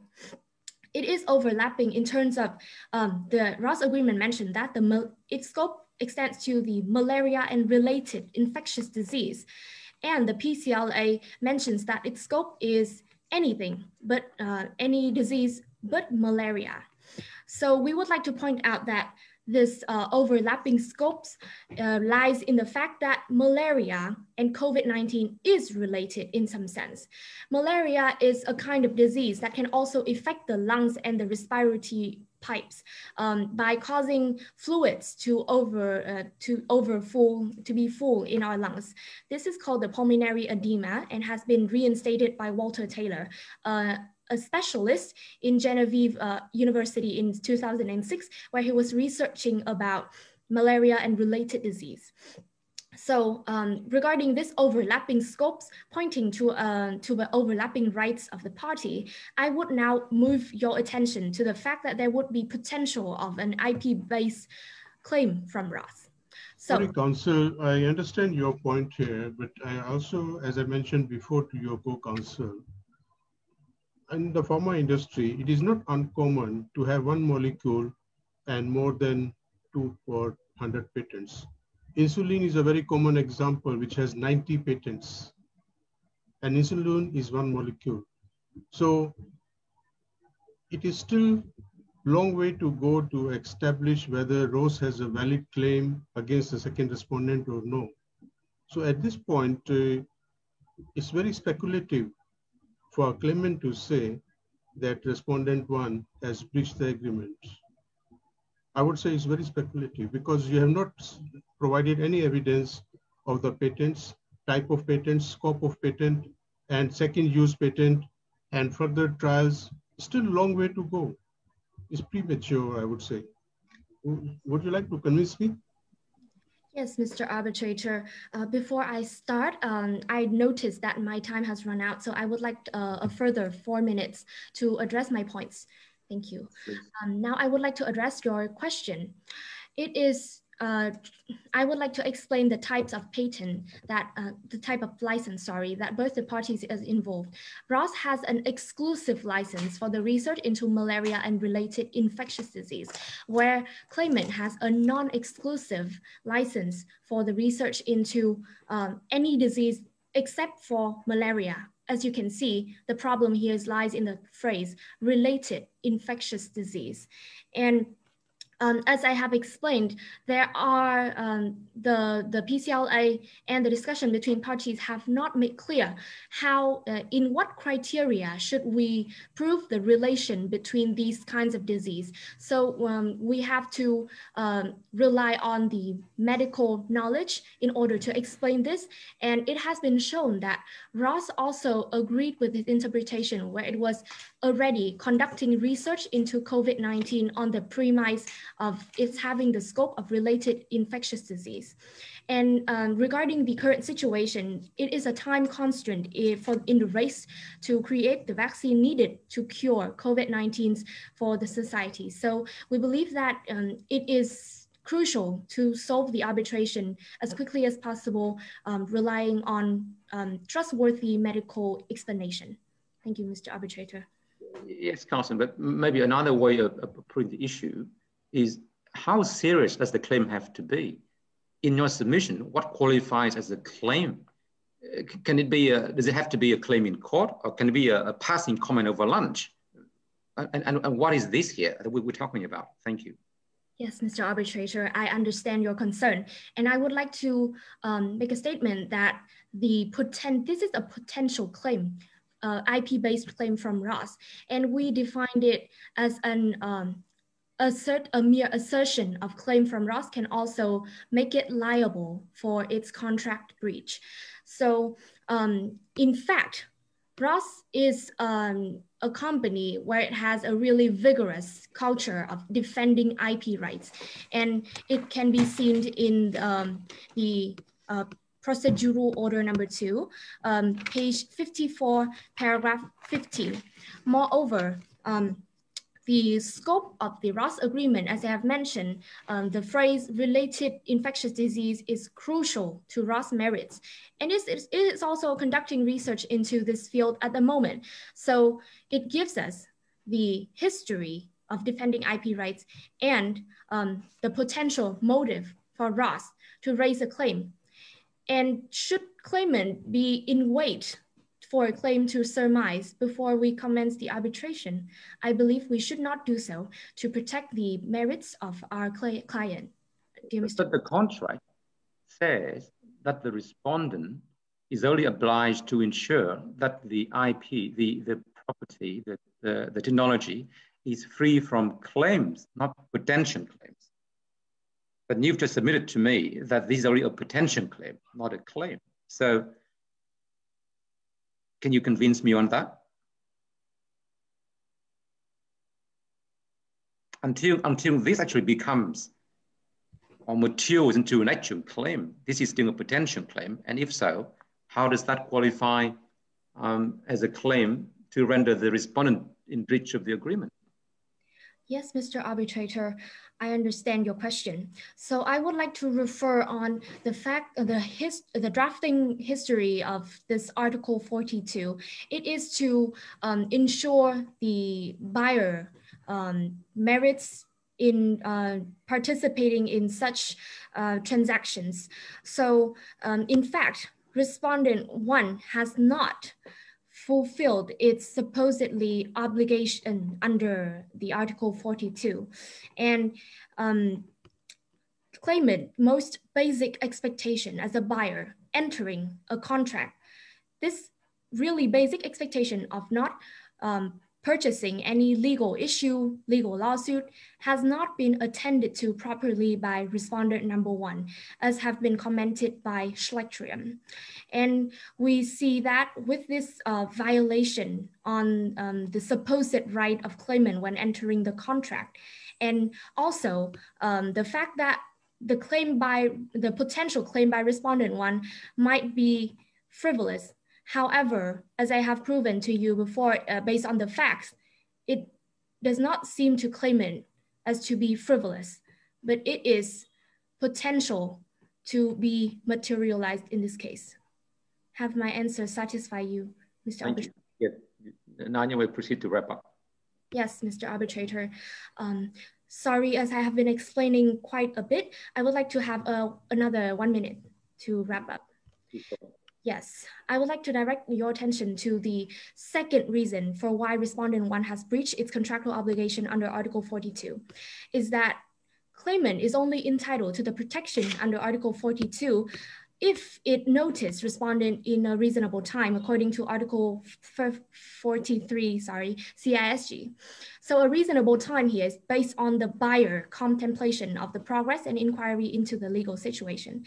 And also the nature of this must be fast-paced, according to Sarcivic commentary. Claimant first acknowledged the issue of ROS ambiguous scope on the 1st of May 2020, upon which it had replied adequately to respondent on the 2nd of May 2020, 1 day later, detailing its worry and also the limitation this overlapping scope might pose to its future work in research. And claimant has also itself initiated investigation upon the notice of a potential third-party claim, and it has been observing the case at hand. However, after 6 months of seeing no results coming from the discussion between Ross and Roctis regarding this extensive scope, claimant has no other choice but to commence arbitration on the 15th of July 2020. So in conclusion, since respondent 1 delivered goods not free from third-party right or claim, and claimant noticed respondent 1 in a reasonable time, claimant respectfully requests the tribunal to rule that respondent 1 has breached its contractual obligation under Article 42 CISG. Thank you for listening. Thank you, Ms. Ngan. I assume there are no further questions from the tribunal, in which case I will now go back to the respondent, second counsel. And I also noticed that we have overrun, the time has overrun a little bit, but with the tribunal, we'll extend the time as necessary to ensure that the counsel can make the submission fully. So can we please now go back to the respondent's counsel, Ms. Fung, I believe. Yes. Thank you. Ms. Fung, the floor is yours. Honorable Tribunal, esteemed opposing counsel, good afternoon. As earlier introduced by my co-counsel, my name is Nguyễn Mai Phương, and I'll be addressing the substantive issue on behalf of Canberra Limited and the Vector Limited in the present proceedings.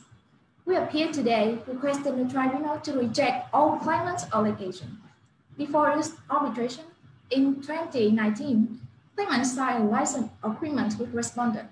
In that agreement, if claimant successfully develops vaccine against COVID-19, it is required to buy our material to commercialize its vaccine. However, in 2020, claimants were acquired by the biggest company in Danubia, which could provide claimants with a lower payment than under our contract.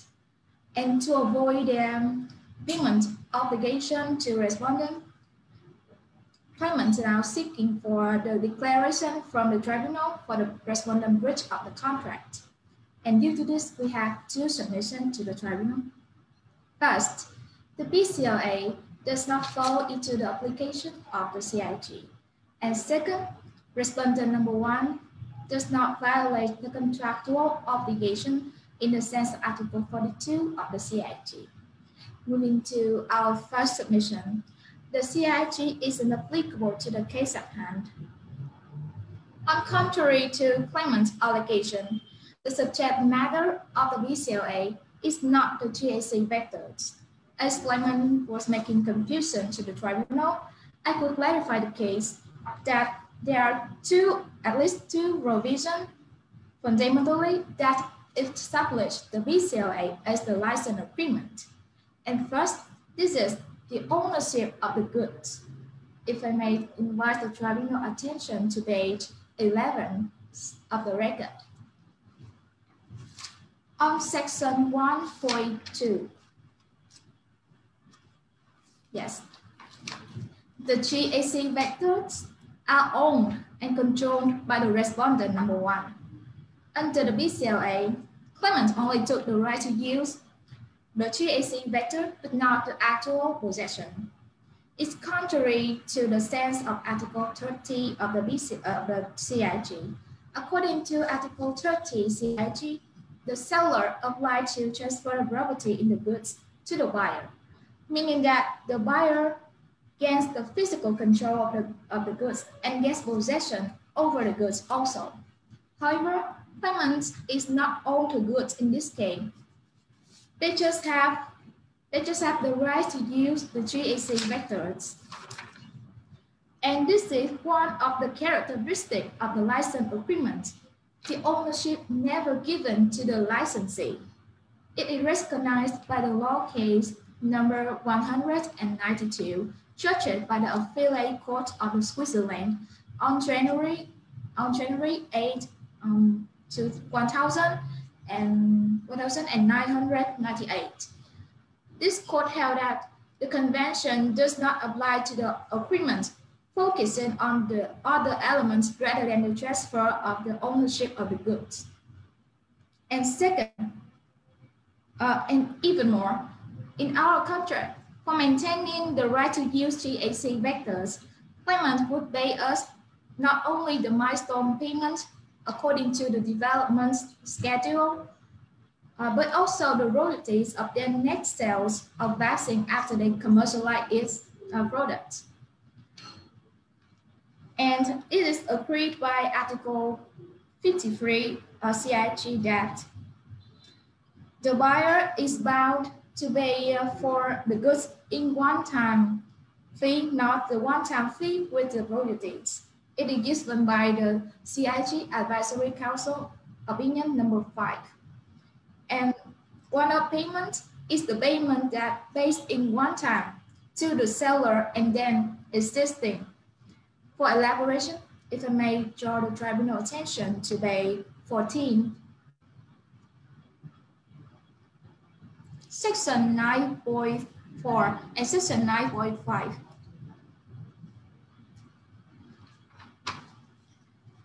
These terms are signature of the license agreement that they have to pay royalties to the licensor for the use of the rights under the patent.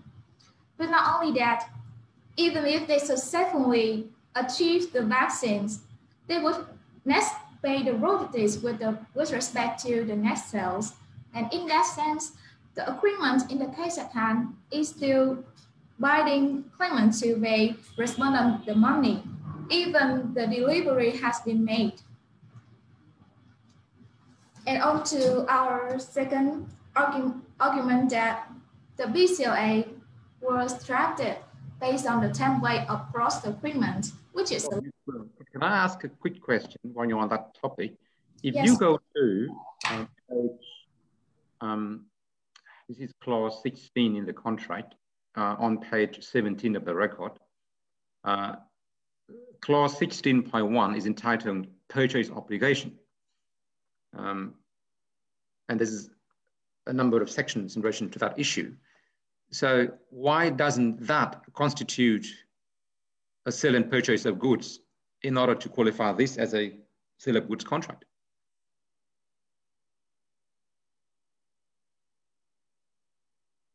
You heard my question? Yes, Mr. Residing Arbitrator Home. Yes, as you pointed out that under section 16.1 have the purchase obligation to the claimant. This is quite a dependent provision because beside a licensor, respondent number 1 is also the producer. It is understandable that they want to have additional revenues from products on the HEK, the 294, and the cell culture medium for more revenues.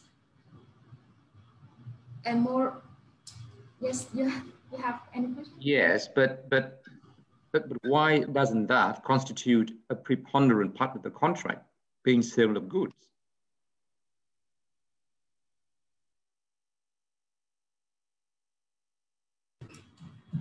Yes, Mr. Residing Arbitrator, the GAC vectors and both the GAC vectors and the HEK 294 cells are not the subject matter under the risk. Are not the subject matter under the BCLA because claimants was leading the tribunal to the reponderant part of the BCLA. However, if you take a look into section 16.2. Yes.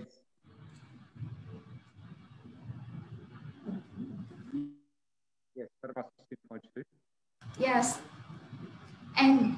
Section 16.2 and Section 16.1 regarding the regards the HEK 294 cell and the cell culture medium, but also Section 2 of the contract, which means the scope of the agreement on page 12. Yes. Yes. As I quoted, this agreement governs the terms and conditions of collaborative activities with respect to the GAC vectors. And moreover, the duration and the scope of rights granted the exclusive license to the licensed technology. So it's our point that HEK 294 cells and the cell culture medium are irrelevant to the case. I think another way of putting my question is this: assuming we agree with you that this is not a sale of goods contract originally, and then the parties agree to include Section 16 on sale of goods. Now, did that convert what was not before a sale of goods contract into a sale of goods contract?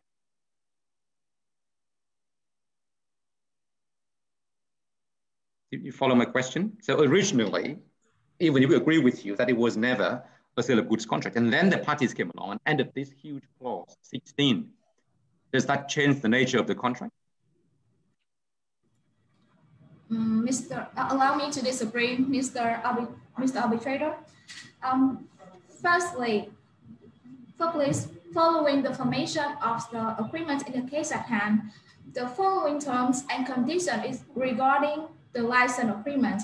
There is no term of goods.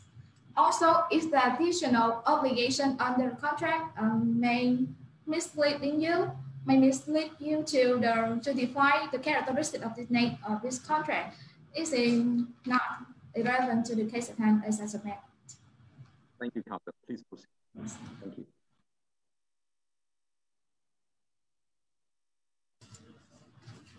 And proceed to our second argument.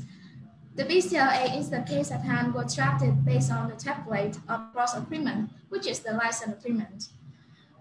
As claimants invoked that there was the party's intention to turn the license agreement into the sale contract by supplementing the budget obligation and the name of the contract. However, this is not the case. For elaboration, if I may invite Tribunal's attention to page 56, paragraph 24.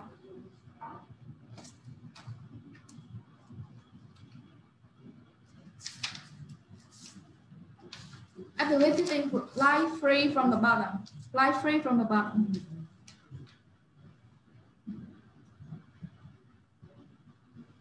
Yes. Yes. The template in the case at hand was the license agreement. Then in addressing the changes, they had supplementing it by the budget obligation and the alter the contract heading accordingly. And this is the minor changes. It not have any affection to the case at hand. The language and wording of the BCLA are entirely related to the licensing. And Sorry, Council, just to carry on from this question and this discussion, I think if I accept your submission that this was a license agreement and not a purchase, and it was copied from the ROS agreement, license agreement with slight modification, and it was signed with the claimant. If I accept your submission like that, it brings a very serious point here in support of the claimant's allegation that on one side, respondent has signed or given an exclusive license to ROS. On the other hand, through respondent 1 is making the same license agreement to claimant. So it gives me the impression that knowingly respondent 2, by using respondent 1, has violated the license, exclusive license of ROS Pharma. And that makes claimant's case very strong. I accept your submission. Okay, this is a license agreement, it's a collaboration agreement, it is not a purchase agreement. But it brings to the surface the very point which claimant is arguing about. Would you like to correct me on this if I'm taking a wrong impression? Thank you for your question, Mr. Arbitrator Jayant. For elaboration, if I may invite your attention to page 12 of the record. Section only in section 2. Yes, this is the core scope of the agreement. It is contrary to claimant's allegation. Claimant was making confusion to the tribunal because respondent only granted the right to use GAC vectors in non-infectious and infectious respiratory diseases. It is not any disease in the case at hand. So this is still limited the use of the claimant for the GAC vectors. I see that both the license agreements are for GOR and CAM. To Ross also is for GOR and CAM. And to Clement also is GOR and CAM, viral vectors. Yes, for the indication of infectious and non-infectious respiratory diseases. That's the purpose for individual licensees to use, whether they use it for respiratory disease or use it for malaria disease, but the exclusive license is given for GOR and CAM viral vectors. That's the point. How the claimant uses it is a secondary issue. But as a licensor, you are giving a license for GOR and CAM to party A, which is Ross. And then 2 years later, 3 years later, you're giving the same license to party B, which is the claimant. So actually your client is violating its own obligation of exclusive license.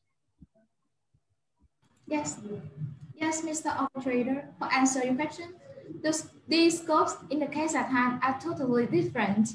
The scope in the BCLA is the indication for infectious and non-infectious respiratory diseases, and the scope in the Ross agreement is the malaria and related infectious diseases.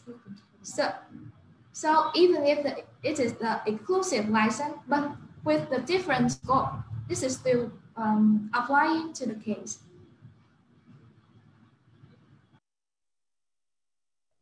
Okay, please carry on. Yes, thank you, Mr. Arbitrator.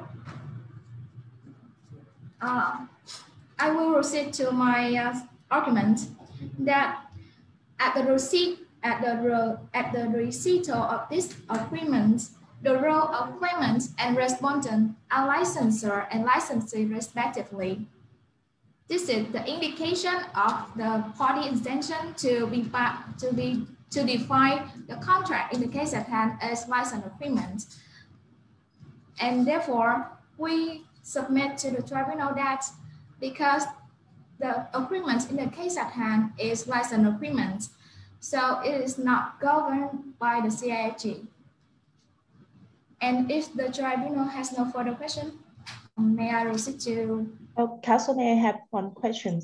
I understand that the current contract was, the wording of the current contract was proposed by respondent based on the old contract with Ross. It is right? This is correct, Arbitrator Chan. And in such case, whether the interpretation of the contracts, I mean the terms, for example, the licensor, the licensees, or other things, should be interpreted in favor of the claimant.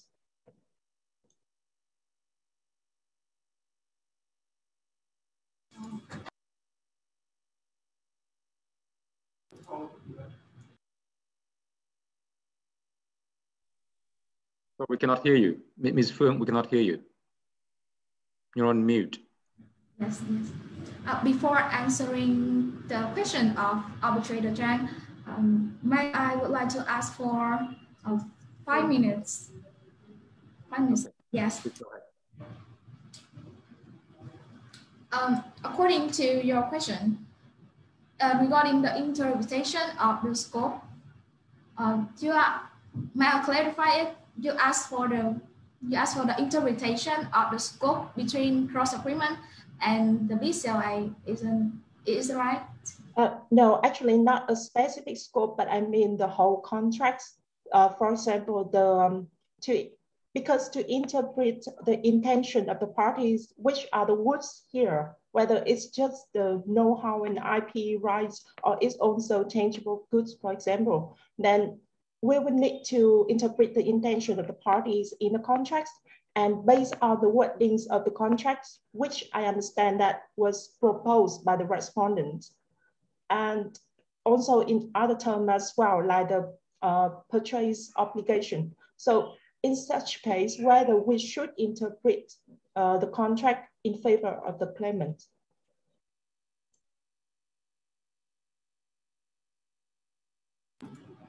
Yes, Ms. Arbitrator, and we submit that the interpretation of the contract should be interpreted based on the objective criteria, not the subjective criteria like the intention of the party. And the objective criteria in this case at hand is the wording and the language of the contract. The agreement pointed out that the agreement pointed out that they have a scope of the license, they have the license technology, they have the milestone payment, they have the royalty after they commercialize the products. Then in this case, there's no transfer of the ownership from the seller to the buyer, and moreover, it contains the royalties. The royalties is one of the characteristics of the license agreement, and therefore this is the license agreement. We believe that this agreement, if you base on this agreement, this is not favorable for any party in the case at hand. May I proceed to our last submission? Yes. On to our last submission. Respondent did not breach the contractual obligation in the sense of Article 42(1) CIG. Firstly, claimants make a misunderstanding between the scope of the ROS agreement and the BCLA. The scope of malaria and related infectious diseases and the non-infectious respiratory diseases are totally different, because the intent to add the wording related infectious diseases is irrelevant to the respiratory diseases. For elaboration, if I may direct the tribunal's attention to page 55, paragraph 20, line 3 from the bottom.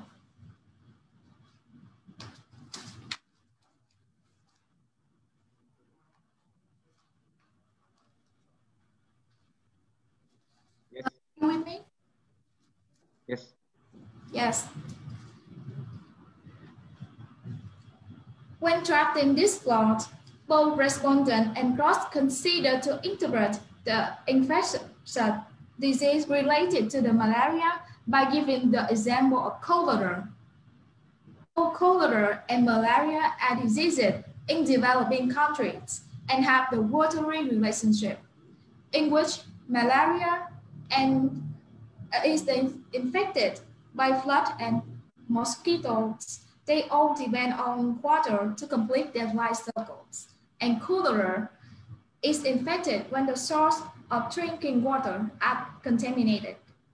This similarity indicates party intention that the related infectious disease means the water-related infectious disease in developing countries.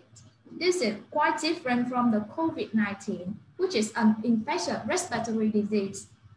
And thus, Roche Pharma never had the right to research and develop vaccine against COVID-19. Additionally, until now, Roche had not made any claim regarding the scope, even though Roche's reputation is an aggressive IP offender. Accordingly, there is no reason to hold respondent liable for the unfounded claim arising from the concern of claimant. Due to this reason, according to Article 42 CIG, respondent does not breach the contractual obligation to provide the GAC vectors which are free from right and claim of the third parties. And moreover, under Article 42, there is a requirement that the buyer must bear the burden of proof to prove that a claim of a third party has been made. In this case, there is no fact providing that cross-border was litigating or arbitrating the involving parties. So claimants have no basis to prove the existence of cross-claim to request the tribunal. And regarding burden of proof in the sense of Article 42 CIG, the District Court of the Netherlands, 1st March 1995, held that in case the buyer failed to prove the existence of the third-party claim, the seller would be exempted from liability, and in that sense, respondent does not commit any breach under Article 42 CIG. And I see my time is collapsing. I may conclude my submission. Until my two submission, I kindly request the tribunal to find that first, the PCLA does not fall into the sphere of application of the CIG because the PCLA is not the contract of sale of goods under Article 1 CIG. And second, respondent does not breach any contractual obligation because Ross at the time has made no right over the scope related to the infection and non-infectious respiratory diseases. And if I may of no further assistance to the tribunal, address my case. Thank you. Thank you, Ms. Phương. Unless there are any other questions from my fellow arbitrators, we will now move on with the rebuttal section with 3 minutes each for each party. And I know that we are overrunning in terms of time, but I appreciate everybody's indulgence in continuing with the proceeding until the end. Thank you. Yes, Ms. Nguyen, are you ready for your rebuttal? Thank you. Arbitrator, thank you. I am very clear about the time constraints, so I would be very quick on the points. I would like to make 4 rebuttals regarding the points made by respondent. Number 1, this is a sale contract, and respondent has relied on the fact that the same drafting means this would be a kind of license agreement like the Ross agreement. However, we should take notice of the history when drafting this PCLA. In paragraph 13 of the procedural order number 2, page 6, it stated that the section 16 is a very important part and it changed the intention behind the PCLA. So adding this section 16 means that adding more purchase obligation for claimant, turning this in undoubtedly a sale contract. Moreover, respondent also asked us to mind the language when drafting the PCLA. However, regarding section number 2 of PCLA in page 12, at the end of the section 2, it mentioned that there is a further purchase in the obligation entailed between party, which means the scope of PCLA, the payment and further purchase in the last lines of section 2. Moreover, we would like to point out that we relied on the preponderant part argument to protect our points regarding whether this is a sale contract or other kind of contract. And we also point out to you that we have made sufficient calculation to prove that the preponderant part would be the sale of goods. So our second rebuttal to the points made by respondent is that they have not sufficiently proven how malaria and respiratory are not connected. We would like to redirect your attention to a previously point made by us that malaria also affect the lungs. COVID-19 also affect the lungs. And as they have mentioned, the cholera example, it also affect the lung. This is actually proven by Dr. Jay Shannon, who conducted a lot of research into infectious disease in Texas University. And he holds that cholera caused lung disease, such as pulmonary cholera, by a strain known as the Vibrio cholerae virus. And we have conducted this relation totally based on medical ground. And moreover, they state that the relation between cholera and malaria is related to the transmission through water. However, would like to state that COVID-19 is also transmitted through water, which is the droplets from people to people. So why should we believe their non-relation kind of argument?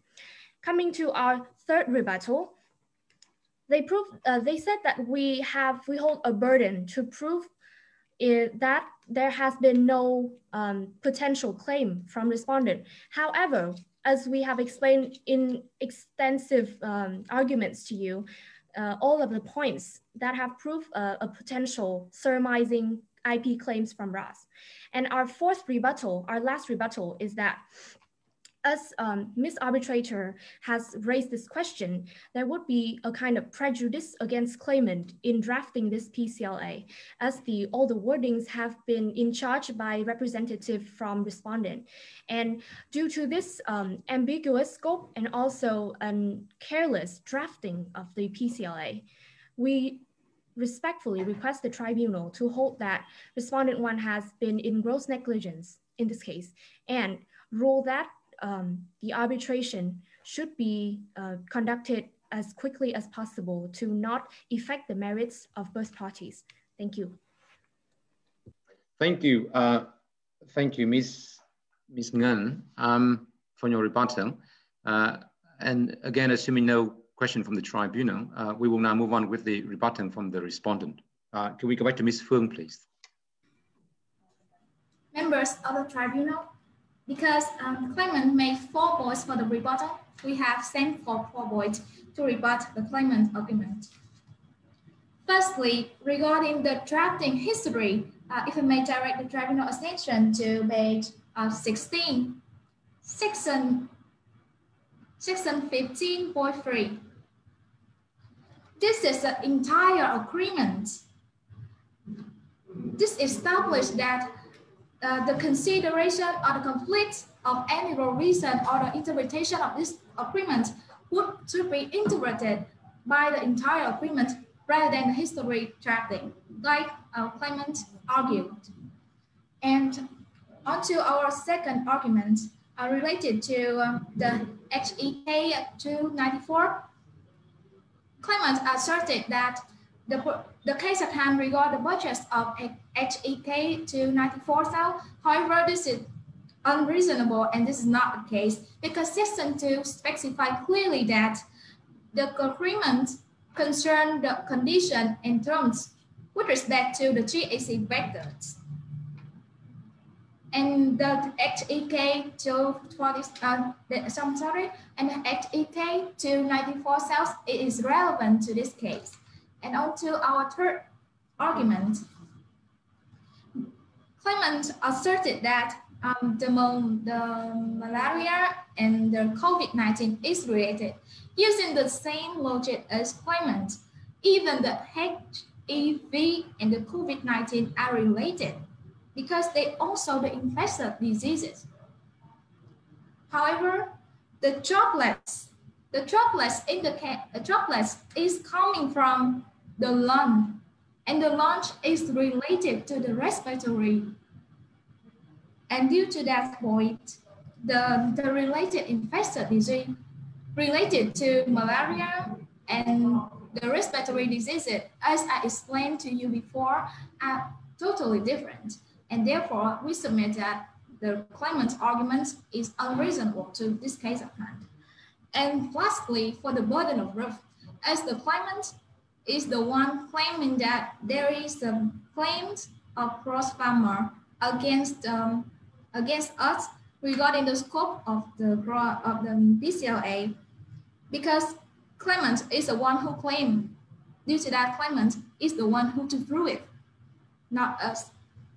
And this will conclude my rebuttal. Thank you. Thank you, Ms. Phương, for your rebuttal. Can I ask if my fellow judges have any further questions for either counsel?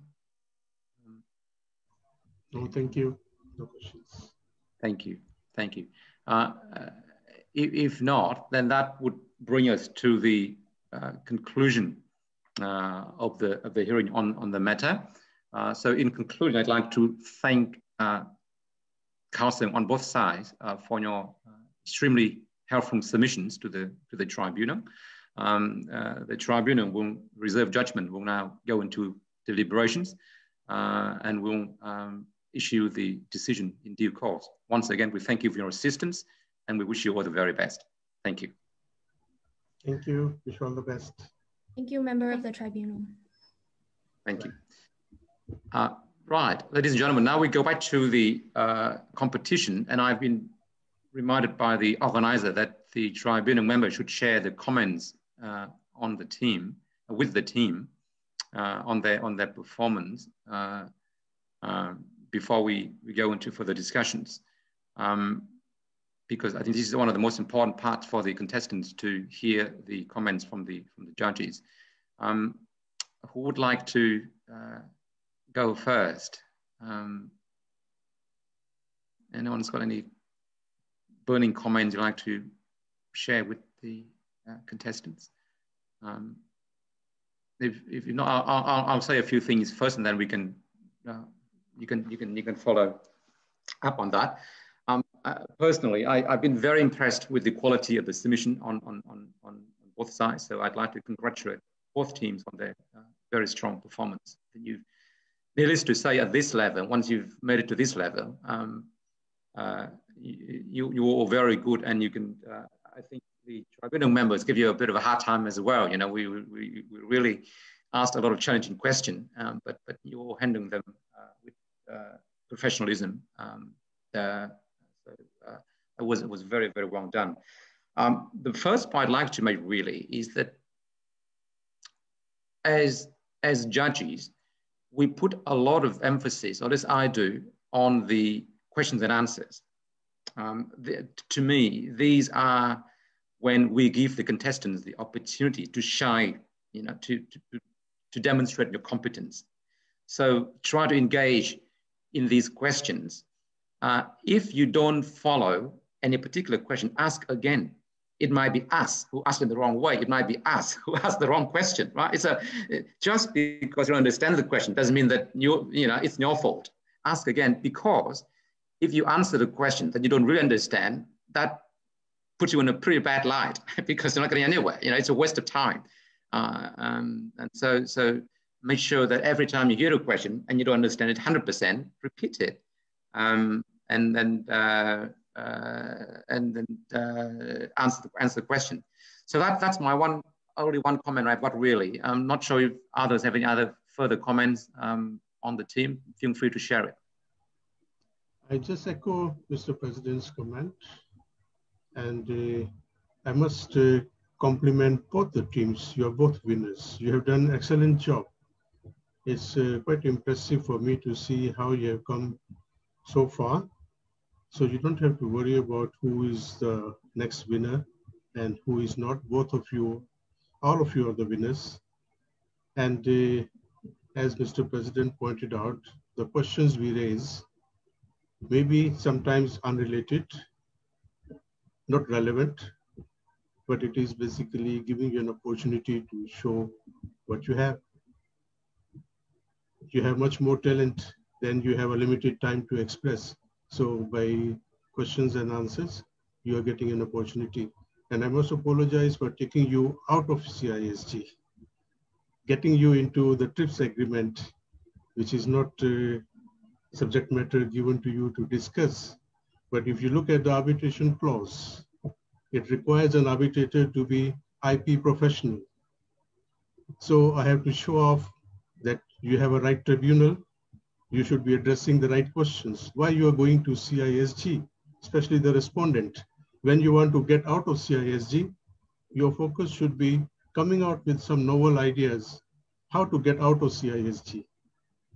And I have been hinting that by going into licensing and patent and multiple purpose patents and multiple purpose licenses, specific narrow scope licenses. So by those kind of arguments, I think the respondent should build up their strength when you go forward into the next competition. And for the claimants, you have done a very good job. You have argued very well. You have answered very well. You have been very eloquent, very impressive, but at the same time, you're concentrating on CISG and not taking advantage of the license scope. I try to help you by bringing in the license indirectly to the other party, that you are breaching the license. To one side you give exclusive, and to other side you give the same license for the same diseases. It's the same topic I'm arguing on your behalf by asking you the questions. Basically, I'm trying to get something out of you. So the point here is that try to use the questions raised by the tribunal to your advantage and put it across to the other party.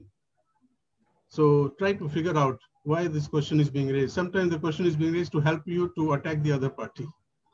We are not asking you to fight, but we are asking you to contest. That's my simple suggestion. And I wish you all the best. Thank you. Thank you very much. Thank you. Yes. Thank you, arbitrators. Due to the time limit, I want to apologize for interrupting, but I think it's time to break resumes, and it's time for discussing and scoring the teams. Thank you, arbitrators. Okay, thank you. I'm sure there'll be more opportunity for us to give comments, maybe a bit later. So I'll ask Mr. Lim and Ms. Chang maybe to hold on to your thoughts if you have any, and we may be able to share with the team later. So I give the floor back to the MC who will direct us what to do from now on. Thank you. Thank you, arbitrator. And it's time for the arbitrator to break out for rooms on Zoom to score the teams. The comments of the arbitrators have marked the end of the final match of Vietnam CISG Pre-Moot 2021.